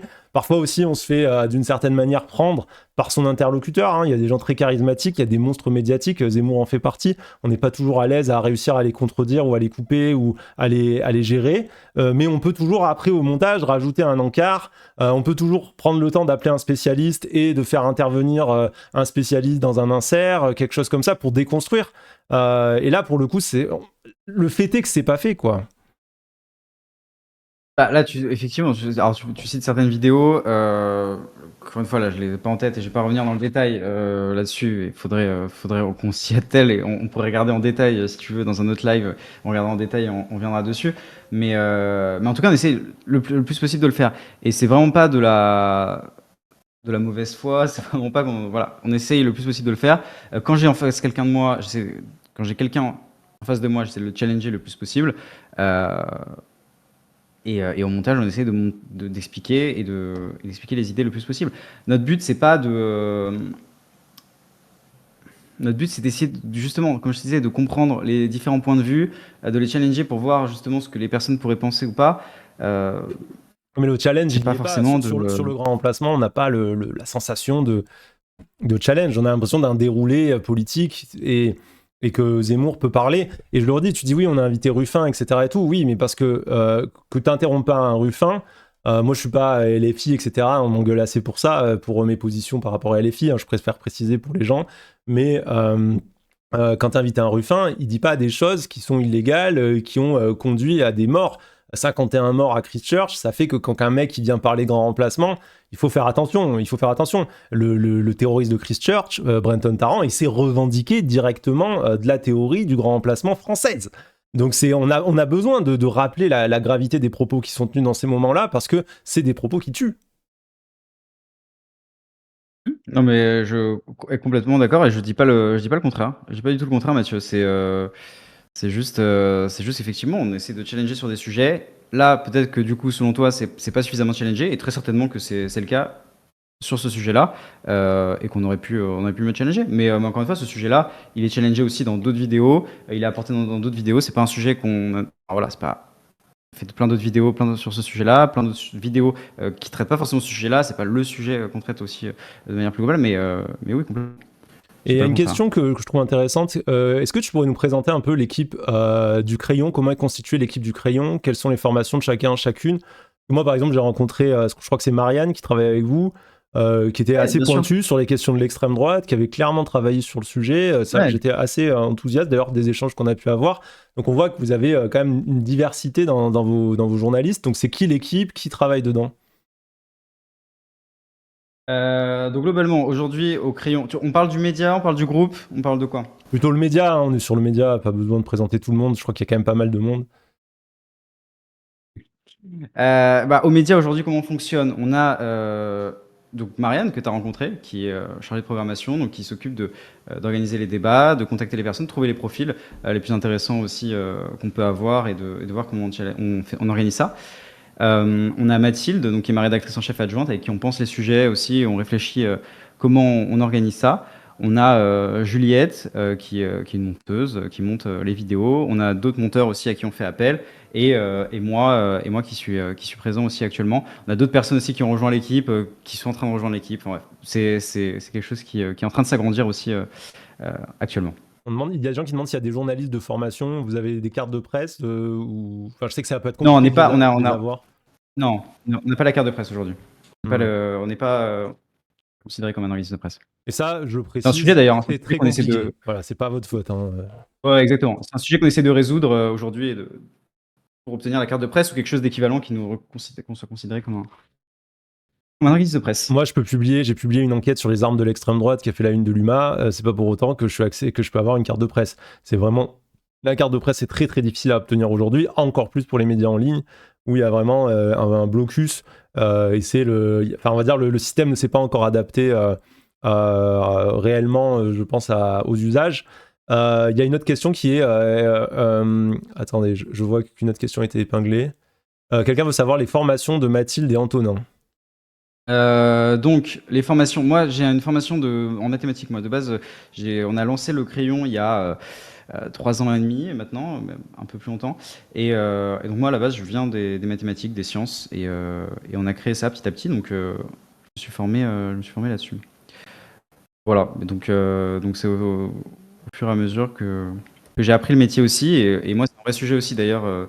Ceux qui me suivent peut-être sur Instagram le voient. J'essaie de justement informer aussi sur les questions de déontologie et de journalisme, et de comment aujourd'hui, c'est quoi un journalisme, un créateur de contenu journalistique en fait, quelqu'un qui fait du journalisme aujourd'hui sur les réseaux sociaux, quelle doit être son éthique, sur quoi il doit s'appuyer, qu'est-ce qu'il doit faire, etc. C'est des questions que j'essaie de résoudre aujourd'hui et que j'essaie de construire sur mon propre contenu perso. Et du coup, il y a des questions sur le cadre déontologique, justement. Est-ce que vous avez un système après diffusion, peut-être avant de publier quand la vidéo est montée? Est-ce que vous allez faire peut-être passer à des fact-checkers, des gens qui vérifient certaines infos? Comment vous fonctionnez? Donc le but, c'est que les gens expriment leurs opinions. Les opinions, elles vont toujours être, justement, quand elles s'appuient sur des faits. Les faits sont vérifiés et fact-checkés a posteriori sur chacune des vidéos. Et c'est pour ça que je t'expliquais justement qu'on met des bandeaux, etc., qui reviennent sur à la fois les concepts et à la fois sur les faits qui sont abordés dans la vidéo. Donc voilà, donc là-dessus, ça s'applique de cette manière-là, et ça s'applique aussi en amont sur les gens qu'on invite, en vérifiant qui ils sont, qu'est-ce qu'ils représentent comme idée, pourquoi ils défendent ça, qu'est-ce qu'ils défendent, etc. Et ça, c'est fait aussi, notamment pour les vidéos, plus aussi sur Instagram et TikTok. Il y a une question qui me vient comme ça en t'écoutant, c'est en pensant en fait à l'idée d'opposer deux points de vue. Je me disais que est-ce que ça risque pas de créer quelque chose qui serait de l'ordre d'un déséquilibre de la représentation des experts? Je vais essayer d'expliquer mon idée, mais en prenant un exemple, par exemple, le cas du climato-scepticisme, où pendant des années et des années, dans les médias, on a donné énormément de poids à des opinions marginales qui étaient celles de climato-sceptiques qui ne représentaient pas le consensus scientifique, là où le consensus scientifique était d'accord à 99,9%. Et les gens qui faisaient les études, qui faisaient le travail, qui connaissaient réellement le sujet étaient catégoriques sur l'existence du réchauffement climatique. Mais pour créer le débat dans les médias, on avait pris cette habitude de mettre un spécialiste, on va dire, du GIEC ou de la question du réchauffement climatique, et en face un climato-sceptique. Et ça donne l'impression qu'un avis très minoritaire, très marginal, est une opinion sensée. Et est-ce que du coup, ça, en jouant sur cet aspect du débat, on risque pas de faire ça et de donner aussi une crédibilité médiatique à des idéologies complotistes, etc., qui vont avoir finalement, en les mettant en parallèle, un chercheur, un complotiste, ça donne l'impression que les deux se valent, quoi. Je suis complètement d'accord, et c'est quelque chose qu'on essaie de travailler aussi pour avoir des personnalités qui représentent des idées qui soient, comme je disais, sur ce qu'on disait sur le fact-checking, et essayer de pas avoir des gens qui ont des idées qui soient de l'ordre du climato-scepticisme ou des choses qui, de manière fact-checkée, ne sont pas véritables. Et après, de construire le débat à partir de ça. Euh, Après, dans différents formats, là, on parle d'un débat juste face à face, etc.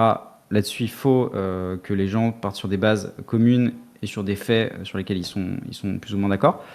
Et après, les opinions peuvent justement se discuter et se débattre.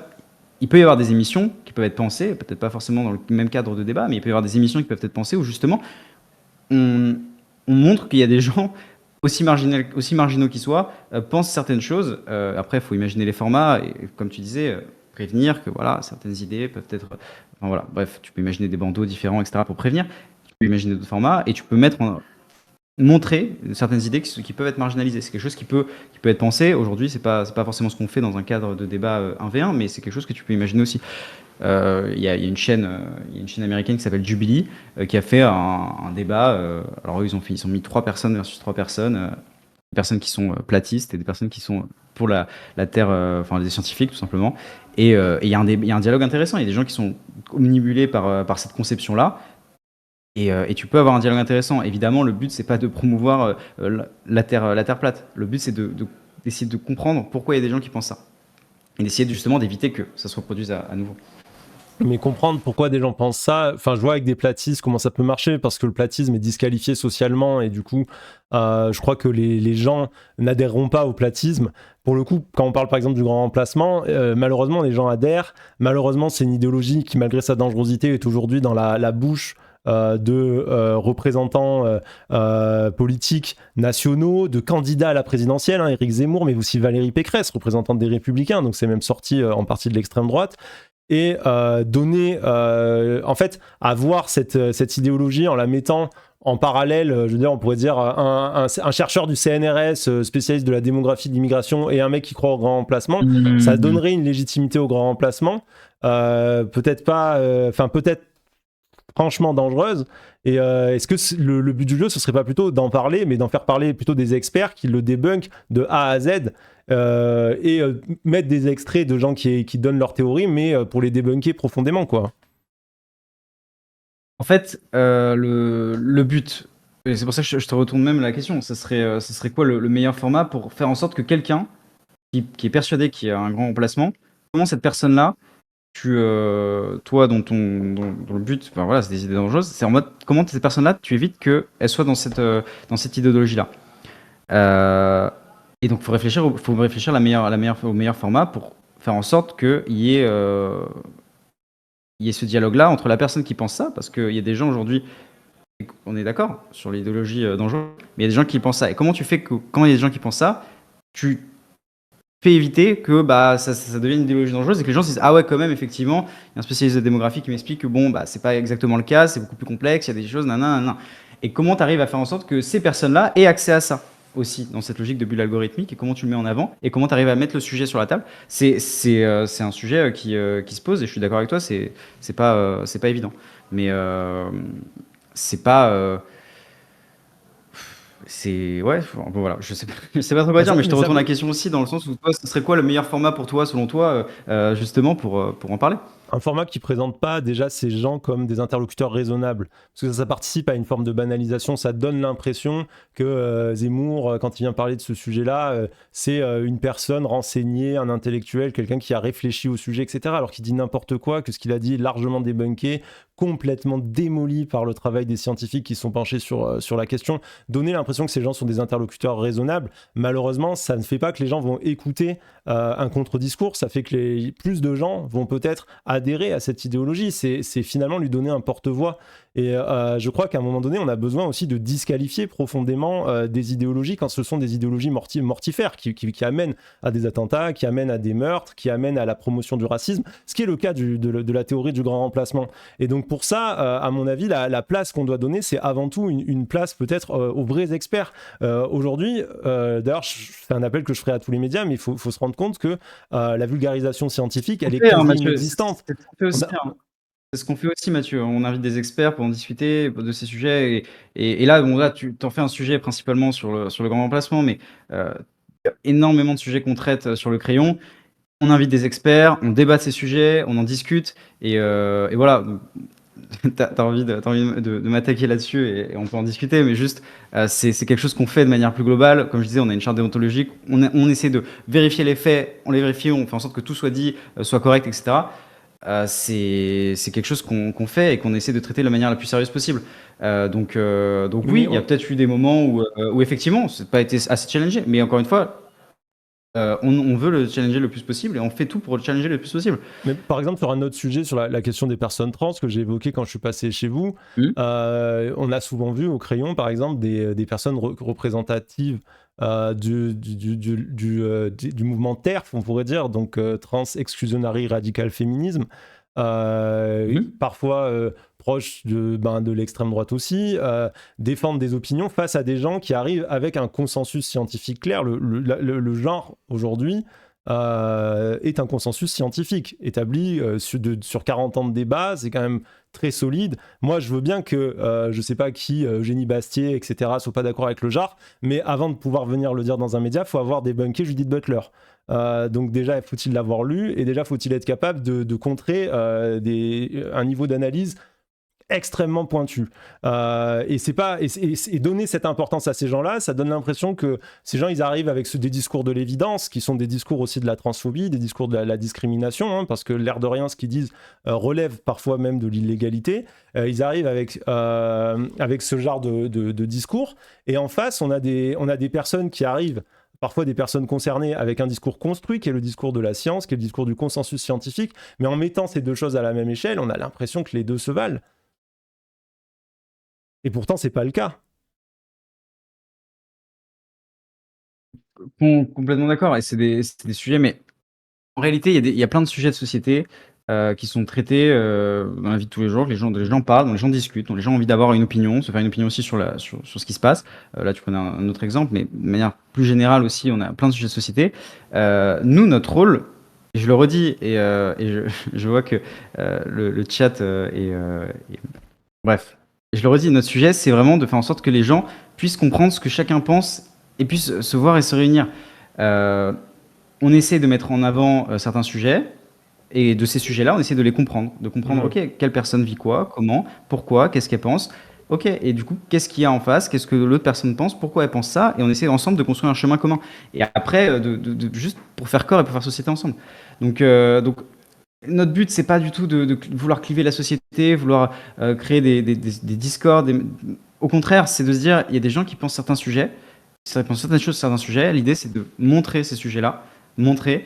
Oui, je vois Locan Rieux. Le chat est en colère dans l'explication de ça. C'est pas grave. J'explique quand même notre vision et ce qu'on veut faire. Donc voilà, et je vous invite à aller regarder ce qu'on fait, vous faire vos propres avis aussi, et à découvrir aussi des gens que vous auriez pas, des idées que vous saviez pas, que certaines personnes pouvaient penser ça ou ça, et penser aussi contre vous-même, et avoir un esprit de Et, contradiction, et avoir un esprit de... Ouais, dis-moi. ce serait envisageable au crayon, par exemple, il y a eu beaucoup de débats justement sur les personnes trans, mais est-ce que, je sais pas, pour une fois, un débat où au lieu d'avoir une TERF, quelqu'un qui nie l'existence d'une personne trans et une personne trans en face, d'avoir deux personnes trans qui discutent de leur relation à la transidentité, ou d'avoir deux experts ou expertes, par exemple Morgan Noam Bien et, sûr, bien sûr. Aggressively Trans, qui viennent débunker calmement, factuellement, en citant leurs sources, Mais complètement. l'argument d'un livre comme le livre transphobe qui est sorti le mois dernier. Est-ce que ça, par exemple, ce serait Mais envisageable? Parce que ça enverrait un message fort, je pense, aux gens. mais bien sûr, et c'est ce qu'on fait. Enfin, tu vois, et je reviens au débat que tu as fait avec Greg et Mema, et les débats qu'on fait aussi de plus en plus, c'est des débats dans lesquels on essaie de construire. Enfin, je cite un exemple. On a fait un débat avec sur un sujet sociétal. On a fait un débat avec un prêtre et une ancienne actrice X. Les deux n'ont rien à voir. Et encore une fois, c'est pour ça que je parlais au début de sujets politiques, sujets de société, etc. Là, on est sur des sujets de société qui, certes, peuvent s'apparenter à des sujets de politique. Je voyais dans le chat, effectivement, société, politique, c'est lié. Il y a des sujets qui sont liés. En revanche, quand on prend un prêtre et une ancienne actrice X, on va parler de sujets de société profondément. On va parler d'amour, on va parler de rapport à la sexualité, on va parler de tout ça. Et nous, ce qu'on veut, c'est vraiment que des gens qui se seraient pas rencontrés dans la vraie vie se rencontrent chez nous et puissent discuter, puissent échanger. Le but, c'est pas du tout de cliver, le but, c'est pas de créer du clash, du buzz. Je sais qu'on nous reproche beaucoup, qu'on pense que le vrai faux, c'est un format aussi pensé comme ça, mais c'est pas du tout le cas. vraiment notre sujet, c'est que les gens puissent construire ensemble. Je cite ce prêtre avec actrice porno, ils ont ensuite, il y a eu un projet de loi sur justement sur la réforme du porno, etc., où ils ont cité un podcast qu'ils ont fait justement parce qu'ils se sont rencontrés après chez nous. Le but, c'est nous que les gens se rencontrent et puissent discuter. Donc si on fait évoluer des sujets de discussion, des sujets de débat, là je parlais de la sexualité avec un prêtre ou une actrice porno, mais si on les fait évoluer aussi sur des sujets sur la transidentité avec des personnes trans, deux personnes trans qui parlent de leur ressenti, qui peut être aussi différent, qui ont des vécus différents, évidemment qu'on en parle et évidemment qu'on fait ces sujets-là. On n'est pas dans le clivage, je sais que ça peut s'apparenter à ça, mais on n'est pas du tout dans la recherche de buzz, de clivage ou pas. On est justement dans la recherche de construire quelque chose et un destin commun. Il y a un commentaire là que je trouve assez fort qui dit « Je pense en fait que ce qui ne fonctionne pas dans votre média, ou non pardon, que votre média ne fonctionne pas parce que votre postulat de base est erroné. Parce que quand les idées et personnes en question sont contre notre dignité pour la diminution de nos droits et la dégradation de nos conditions de vie, bref, ne nous respectent pas et remettent en question nos existences mêmes, ce n'est pas possible de faire société avec tout simplement. » Tu pourrais répondre quoi à ça? Bah déjà, j'aurais envie de dire, votre média ne marche pas. Aujourd'hui, c'est pas le cas, parce qu'on a une communauté qui regarde nos vidéos, qui nous soutient, qui comprend notre message Je et pense que qui c'est est pas même en termes de en accord avec visibilité, notre c'est destin. en termes de principe. Bien sûr, bien sûr. Sur le principe, moi,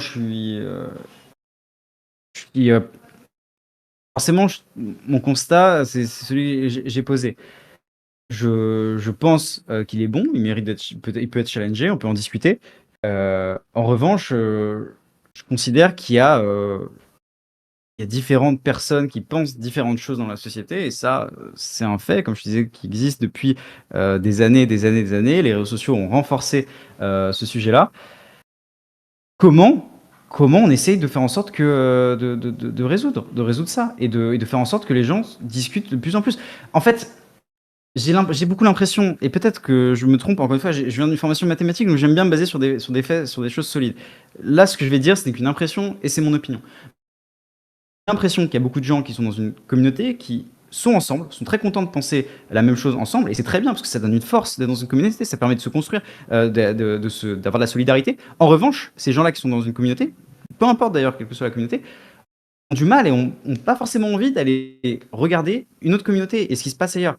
Et c'est quelque chose qui, renforcé par les réseaux sociaux, parce que du coup, on est persuadé que notre communauté n'en est pas réellement une et qu'en fait, on voit absolument tout et que ça représente le monde.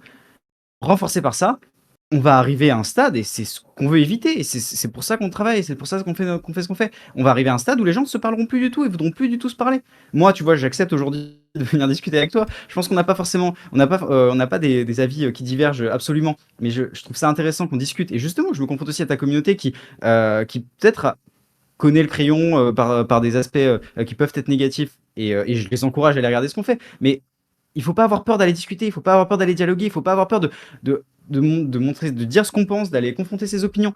Et c'est comme ça qu'on fera société commune. Alors ça peut pas plaire, parfois il y a des gens qui disent des trucs dont on est franchement pas d'accord, et vraiment ça peut être même terrible. Mais il faut accepter le dialogue et la discussion. Sinon, on est perdu, et sinon, on fera jamais société. Et on construira chacun de notre côté notre petit château, notre petit empire. Et en fait, alors on peut très bien dire, ok, très bien, moi je construis de mon côté, et puis je m'en fiche. Et puis en fait, on vit pas ensemble, on construit pas la France, on construit pas l'Union européenne, on construit rien, et on est chacun dans son propre combat. Moi, c'est pas ce à quoi je crois. Donc voilà. Mais ma sensation, et je pense que c'est celle du chat, et c'est pour ça que ça réagit autant, c'est qu'il y a des confrontations d'idéologie où effectivement il peut y avoir une rencontre entre quelqu'un qui est dans une représentation productiviste et quelqu'un qui est dans une représentation écologiste. On peut imaginer une rencontre politique sur comment créer une industrie qui permette à tout le monde de manger tout en respectant des principes écologistes, parce qu'on est sur des concepts idéologiques. Et je pense que si ça a autant polarisé sur la question de l'extrême droite, c'est parce que il y a un moment des choses qui ne relèvent pas de ça. Je veux dire, c'est pas t'aimes le rap, je vais te faire écouter un peu de métal, t'aimes le métal, je vais te faire écouter un peu de musique classique. C'est je suis une personne racisée en France, je subis le racisme et la violence raciste, et en face de moi on met une personne qui me dit vous n'avez pas le droit de vivre ici, vous n'avez pas le droit à l'existence, il est normal que vous mouriez en Méditerranée selon vos origines. C'est quelque chose qui a été prononcé sur le crayon, ça, par Georges Jordi, le journaliste de Valeurs Actuelles, qui est face à un député France Insoumise qui lui dis 1000 personnes qui meurent en Méditerranée, tu t'en fous? Et le gars qui répond oui.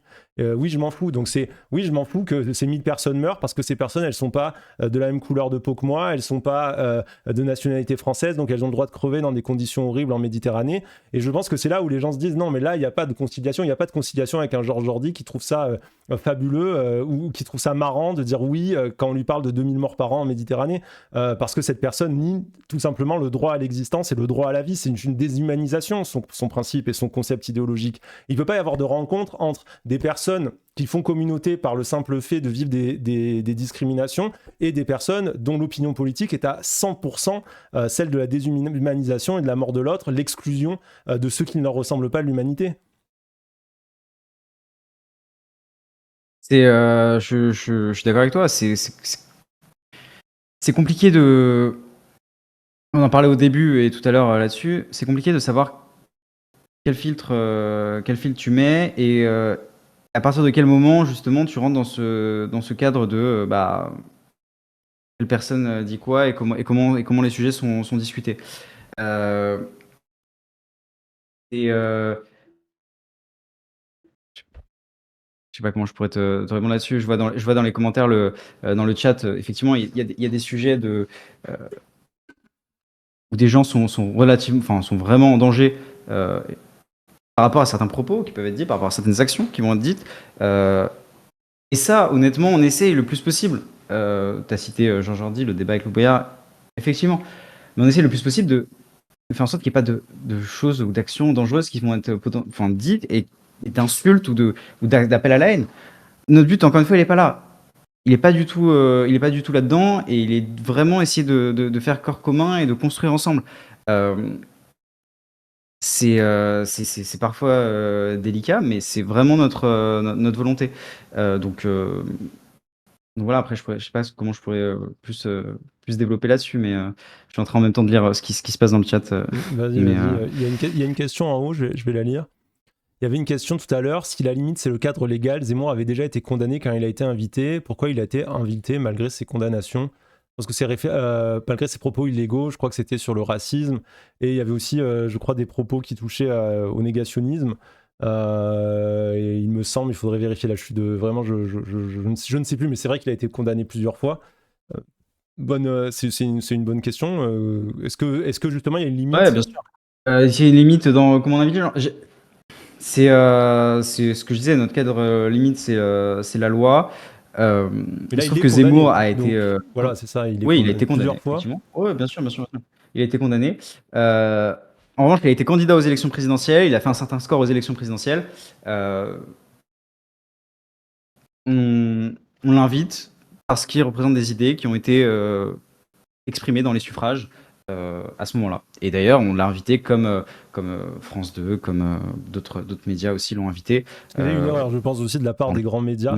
Et peut-être une question à poser qui est de dire vous êtes pas mal sous le feu des projecteurs pour ce que vous faites, mais aujourd'hui, les grands médias français, et France 2, tu fais bien de les citer, donnent énormément de place à des idéologies réactionnaires ou d'extrême droite. On le voit aussi dans beaucoup de grands médias.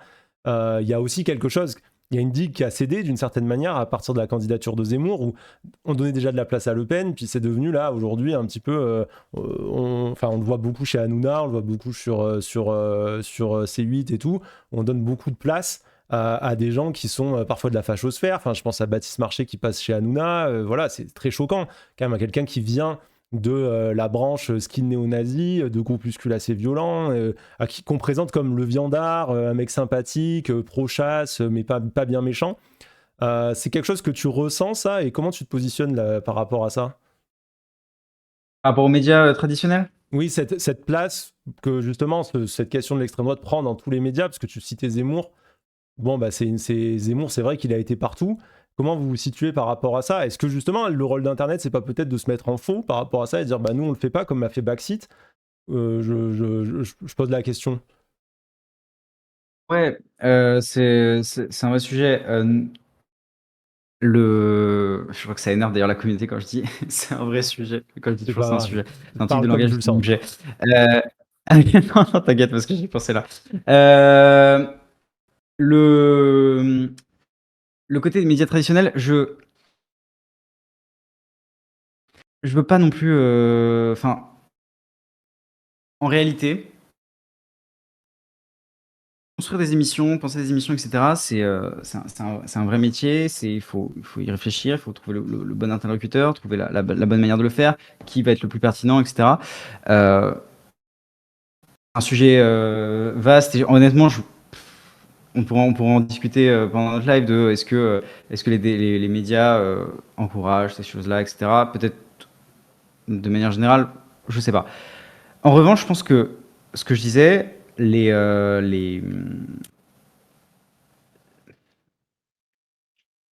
c'est difficile, et c'est même une responsabilité quand tu as un média, en tout cas à grande audience, à grande écoute, d'inviter des gens qui représentent des personnes et ce qu'elles pensent. Je pense notamment aux élus politiques, mais c'est pas que le cas. Il y a plein de gens qui représentent d'autres idées, d'autres personnes, etc.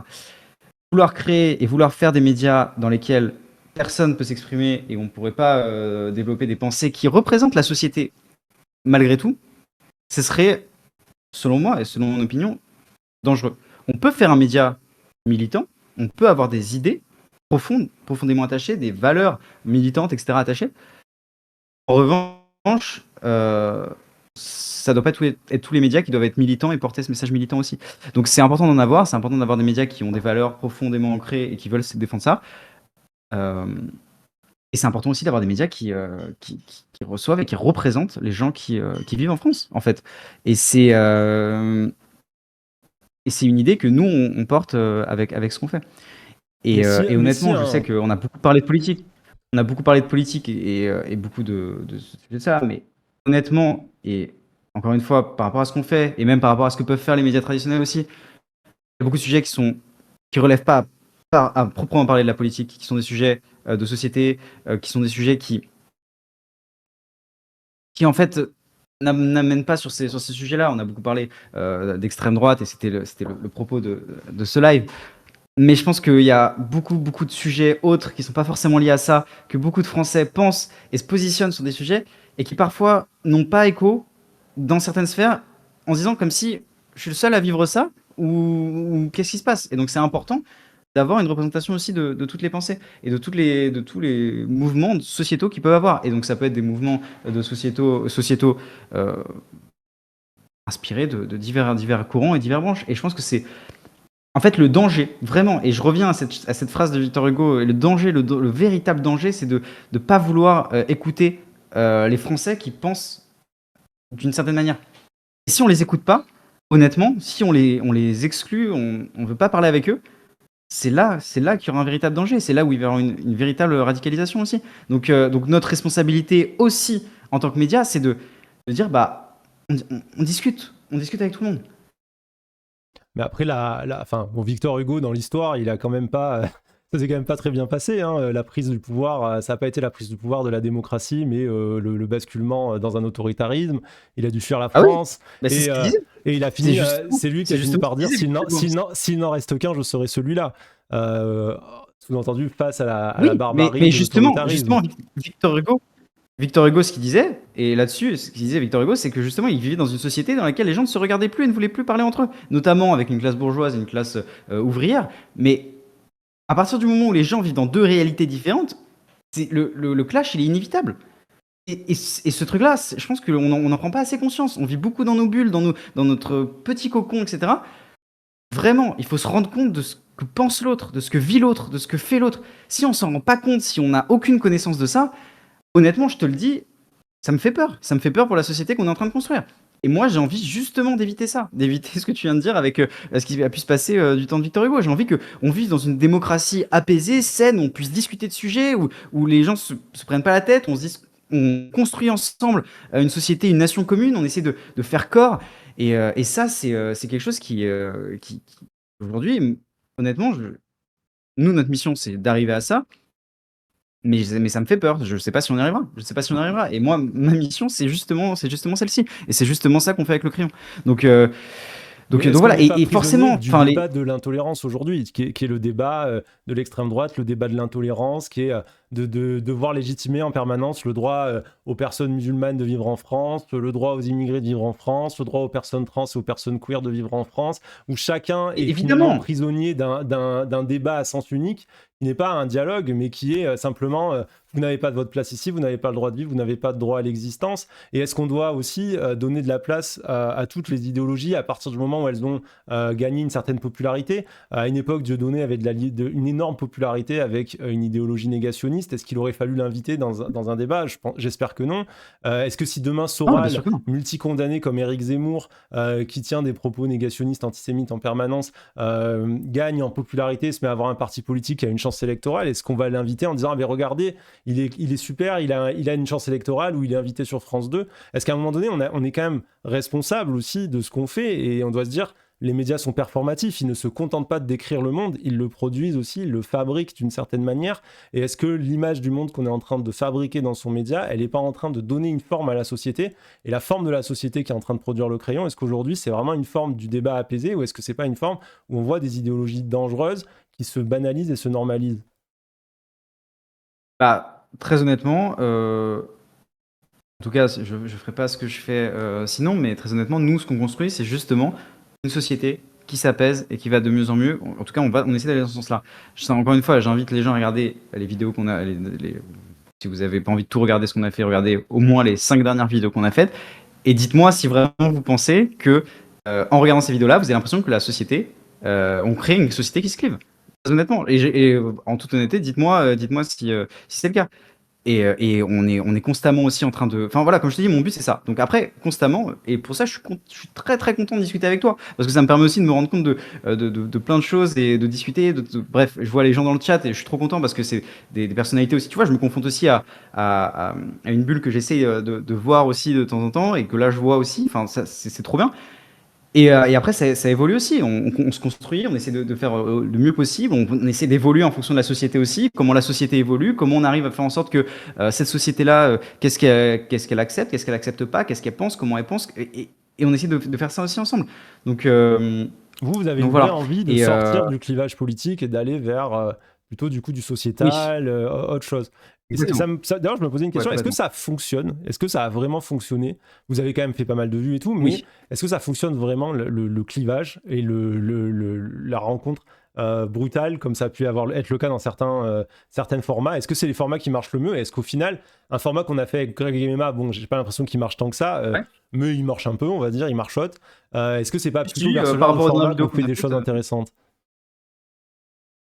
par le quoi? Par le clash, tu veux dire? Oui, Plutôt que est-ce que le justement truc apaisé? sortir du clash, être plutôt dans un échange plus calme entre deux personnes plus sensées, qui se comprennent quand même sur pas mal de points et qui vont pas se démonter la tronche comme Louis Boyard et Georges Jordi, avec l'un qui dit des choses atroces? Est-ce que voilà, il n'y a pas Ouais, bien sûr. moyen de...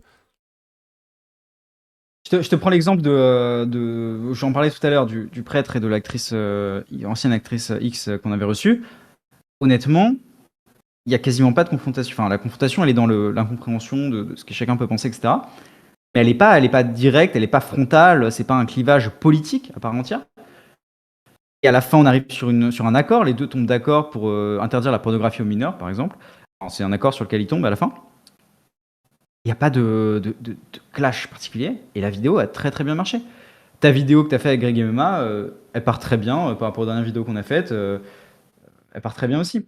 Les vidéos qu'on a, là, on a fait une vidéo aussi sur le rapport à la nourriture avec un nutritionniste et une personne qui a des problèmes justement de TCA.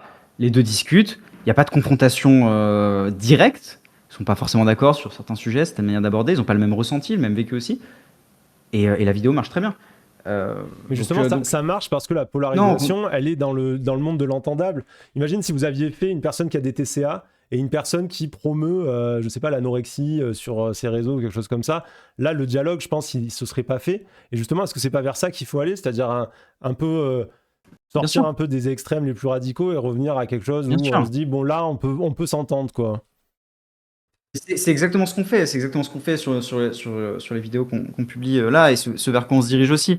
Et c'est d'ailleurs comme ça que vraiment je pense que la société pourra profondément se réunir. Je te cite un autre exemple aussi qu'on a fait, une vidéo qui a très bien marché avec un éboueur et une créatrice de contenu sur OnlyFans. L'idée, c'est pareil, de les prendre les deux. Il n'y a pas de sujet politique là derrière, si ce n'est qu'il y a une personne qui gagne beaucoup plus, enfin qui gagne mieux sa vie qu'une autre personne. Et justement, c'est de confronter leur point de vue, de montrer qu'il y a deux réalités. Ils vivent tous les deux en France. Il y a deux réalités qui s'opposent et qui se rencontrent là. Donc, tu vois, c'est pour ça qu'on a beaucoup parlé de sujets politiques, d'extrême droite, etc. Mais le crayon, c'est vraiment pas que ça. Et surtout, on veut vraiment parler de sujets de société et pas forcément de sujets politiques. Soyez pas insultant, s'il vous plaît, le chat. Hein. On n'est pas une commu d'extrême droite, donc justement, on est respectueux, nous. J'avais une question qui est peut-être un peu touchy, mais bon, voilà, à nouveau, tu réponds à ce que tu veux. On n'est pas, voilà, on n'est pas à la télé Ouais, bien sûr. ou sur BFM ou je sais pas quoi. Mais bon, c'est une question qu'on m'a beaucoup posée, et pour le coup, ça, moi, je l'avais pas vu. Mais quand j'ai demandé quelque chose que les gens voulaient savoir, c'était sur la question du financement du crayon, notamment suite à votre dernière campagne. Tu citais que vous avez racheté un média qui s'appelle... C'est quoi déjà? Excuse-moi, j'ai oublié le nom. Les pépites de France. Voilà, les Pépites Les de pépites de France. France. Vous avez racheté un média qui s'appelle les Pépites de France, et donc vous avez fait un appel de fonds. Et parmi vos donateurs, il y a une personnalité, on va dire, sulfureuse, donc je ne sais pas dans quelle mesure tu peux en parler ou Ouais, pas, bien sûr. qui est Pierre-Édouard Stérin, donc qui est un milliardaire que moi, personnellement, je positionnerais à l'extrême droite, qui se positionnera plutôt comme un libertarien conservateur, qui a en tout cas des positions idéologiques anti-IVG, contre l'avortement, plutôt proche de la manif pour tous, etc., qui est très engagé dans ce qu'on appelle la bataille culturelle, donc l'idée d'amener ses idées dans la tête des gens, qui pour ça a voulu racheter Valeurs Actuelles il y a quelques années, il n'avait pas réussi, qui aujourd'hui est en train d'essayer de racheter Marianne. Est-ce que, voilà, quelle place ça prend ça? Comment est-ce que vous garantissez votre indépendance éditoriale? Comment vous vous situez sur cette question? Alors, moi, ce que je peux te dire, c'est aujourd'hui, on a levé des fonds l'été dernier, notamment dans le but de faire l'acquisition des pépites de France. On est un média rentable. Le groupe, avant la levée de fonds, était et est toujours un média rentable, un groupe rentable. Euh, Aujourd'hui, les 4 décisionnaires sur l'entreprise sont Jules, mon associé, Valent, mon associé, Sixine, mon associé, et moi-même, donc les 4 fondateurs. Euh, voilà ce que je peux te dire. Aujourd'hui, voilà comment se structure l'entreprise. Et donc, à part nous 4, c'est nous qui décidons comment les choses se tournent, quoi. D'accord. Et pour répondre aux inquiétudes des gens, du coup, sur cette présence de Pierre-Édouard Stérin. C'est ce que je te dis, c'est qu'on a une indépendance éditoriale qui est totale. D'accord. Et tu penses que Pierre-Édouard Stérin, il se serait intéressé à votre média s'il n'y avait pas eu justement cette sensation globale qu'il y avait un point d'accroche idéologique? C'est pas quelqu'un qui irait investir chez Blast, par exemple, je pense. Bah ça, faudra que tu lui demandes et que tu lui proposes et que tu lui fasses une invitation pour ton live pour que tu puisses lui demander. J'adorerais. Mais mais en gros, il y a d'ailleurs, tu as cité Pierre-Édouard Stérin, mais il y a aussi Xavier Niel et David Layani notamment qui ont rejoint, qui ont levé des fonds, qui nous ont permis de lever. On a un petit bug de son, on va attendre 2 secondes. On va voir si ça revient, sinon je vais relancer l'appel. Quelqu'un dit c'est une connexion de gauche. Oui, cette connexion est de gauche. Bon, écoute, de toute façon, je sais pas si tu voulais développer sur cette question du financement. Moi, je pense qu'on a quand même à peu près fait le tour. Après, voilà, on va pas non plus tourner en rond pendant trop longtemps. Donc, je sais pas s'il y a un sujet que tu veux aborder, une question à laquelle tu as envie de répondre. N'hésite pas, hein, vas-y. Hein. Bah non, mais merci de m'avoir invité. J'espère avoir convaincu ton audience et le chat d'aller voir au moins le crayon. De regarder, de se faire une opinion de ce qu'on fait. Encore une fois, j'insiste, on a beaucoup parlé de sujets politiques, mais on traite beaucoup aussi, et principalement même de sujets sociétaux.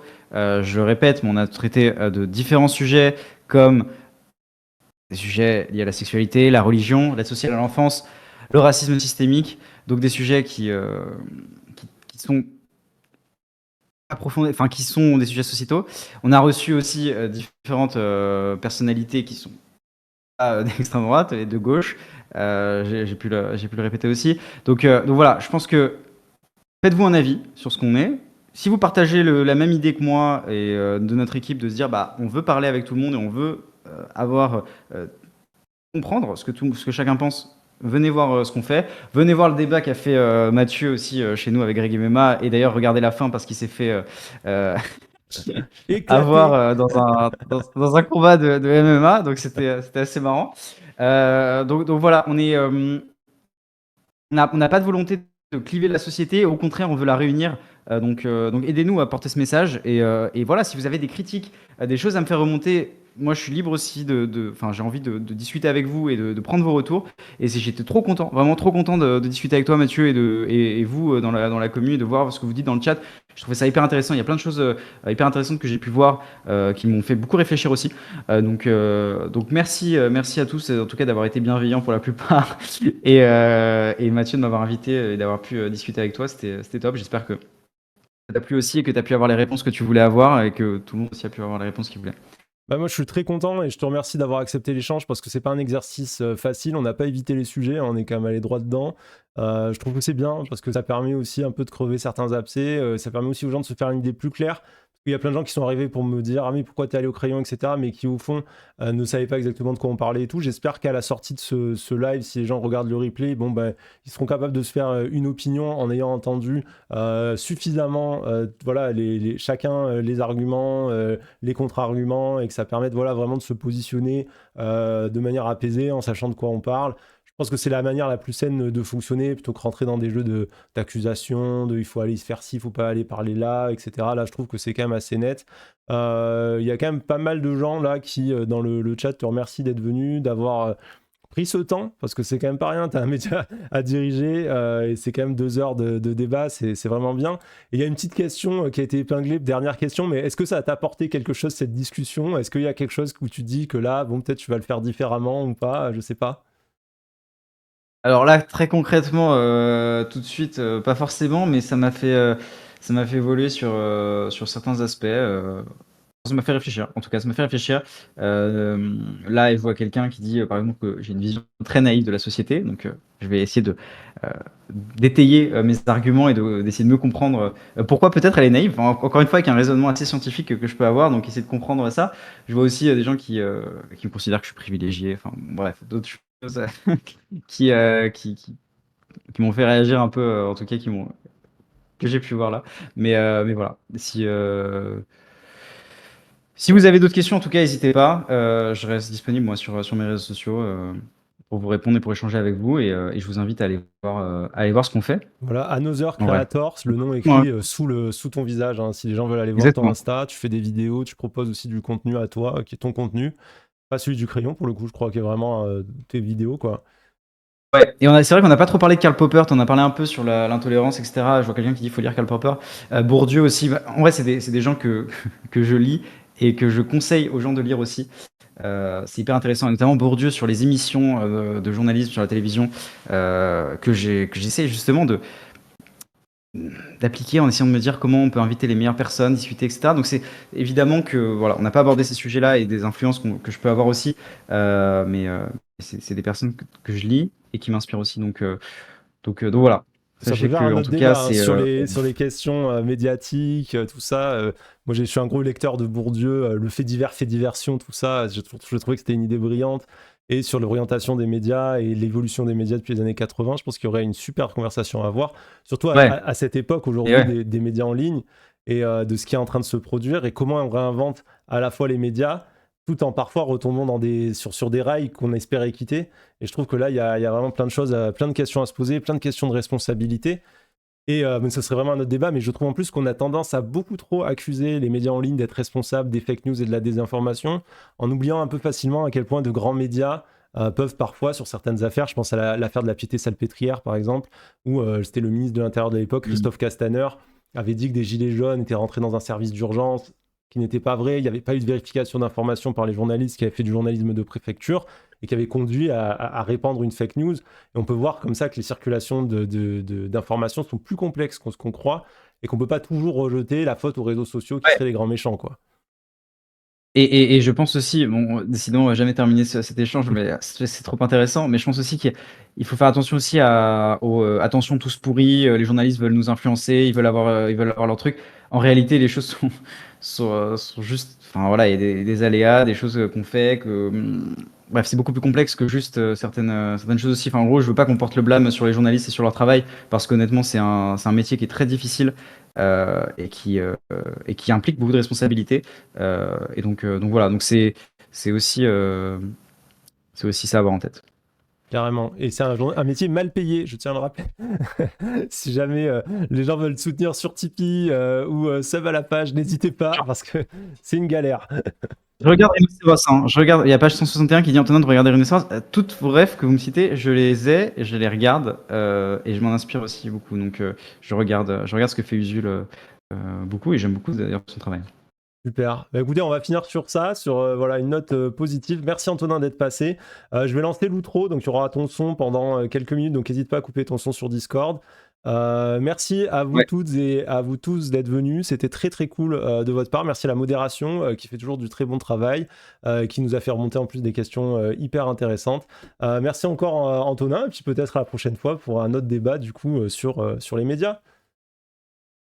Ouais, clairement, avec grand plaisir. Ça marche. Ciao!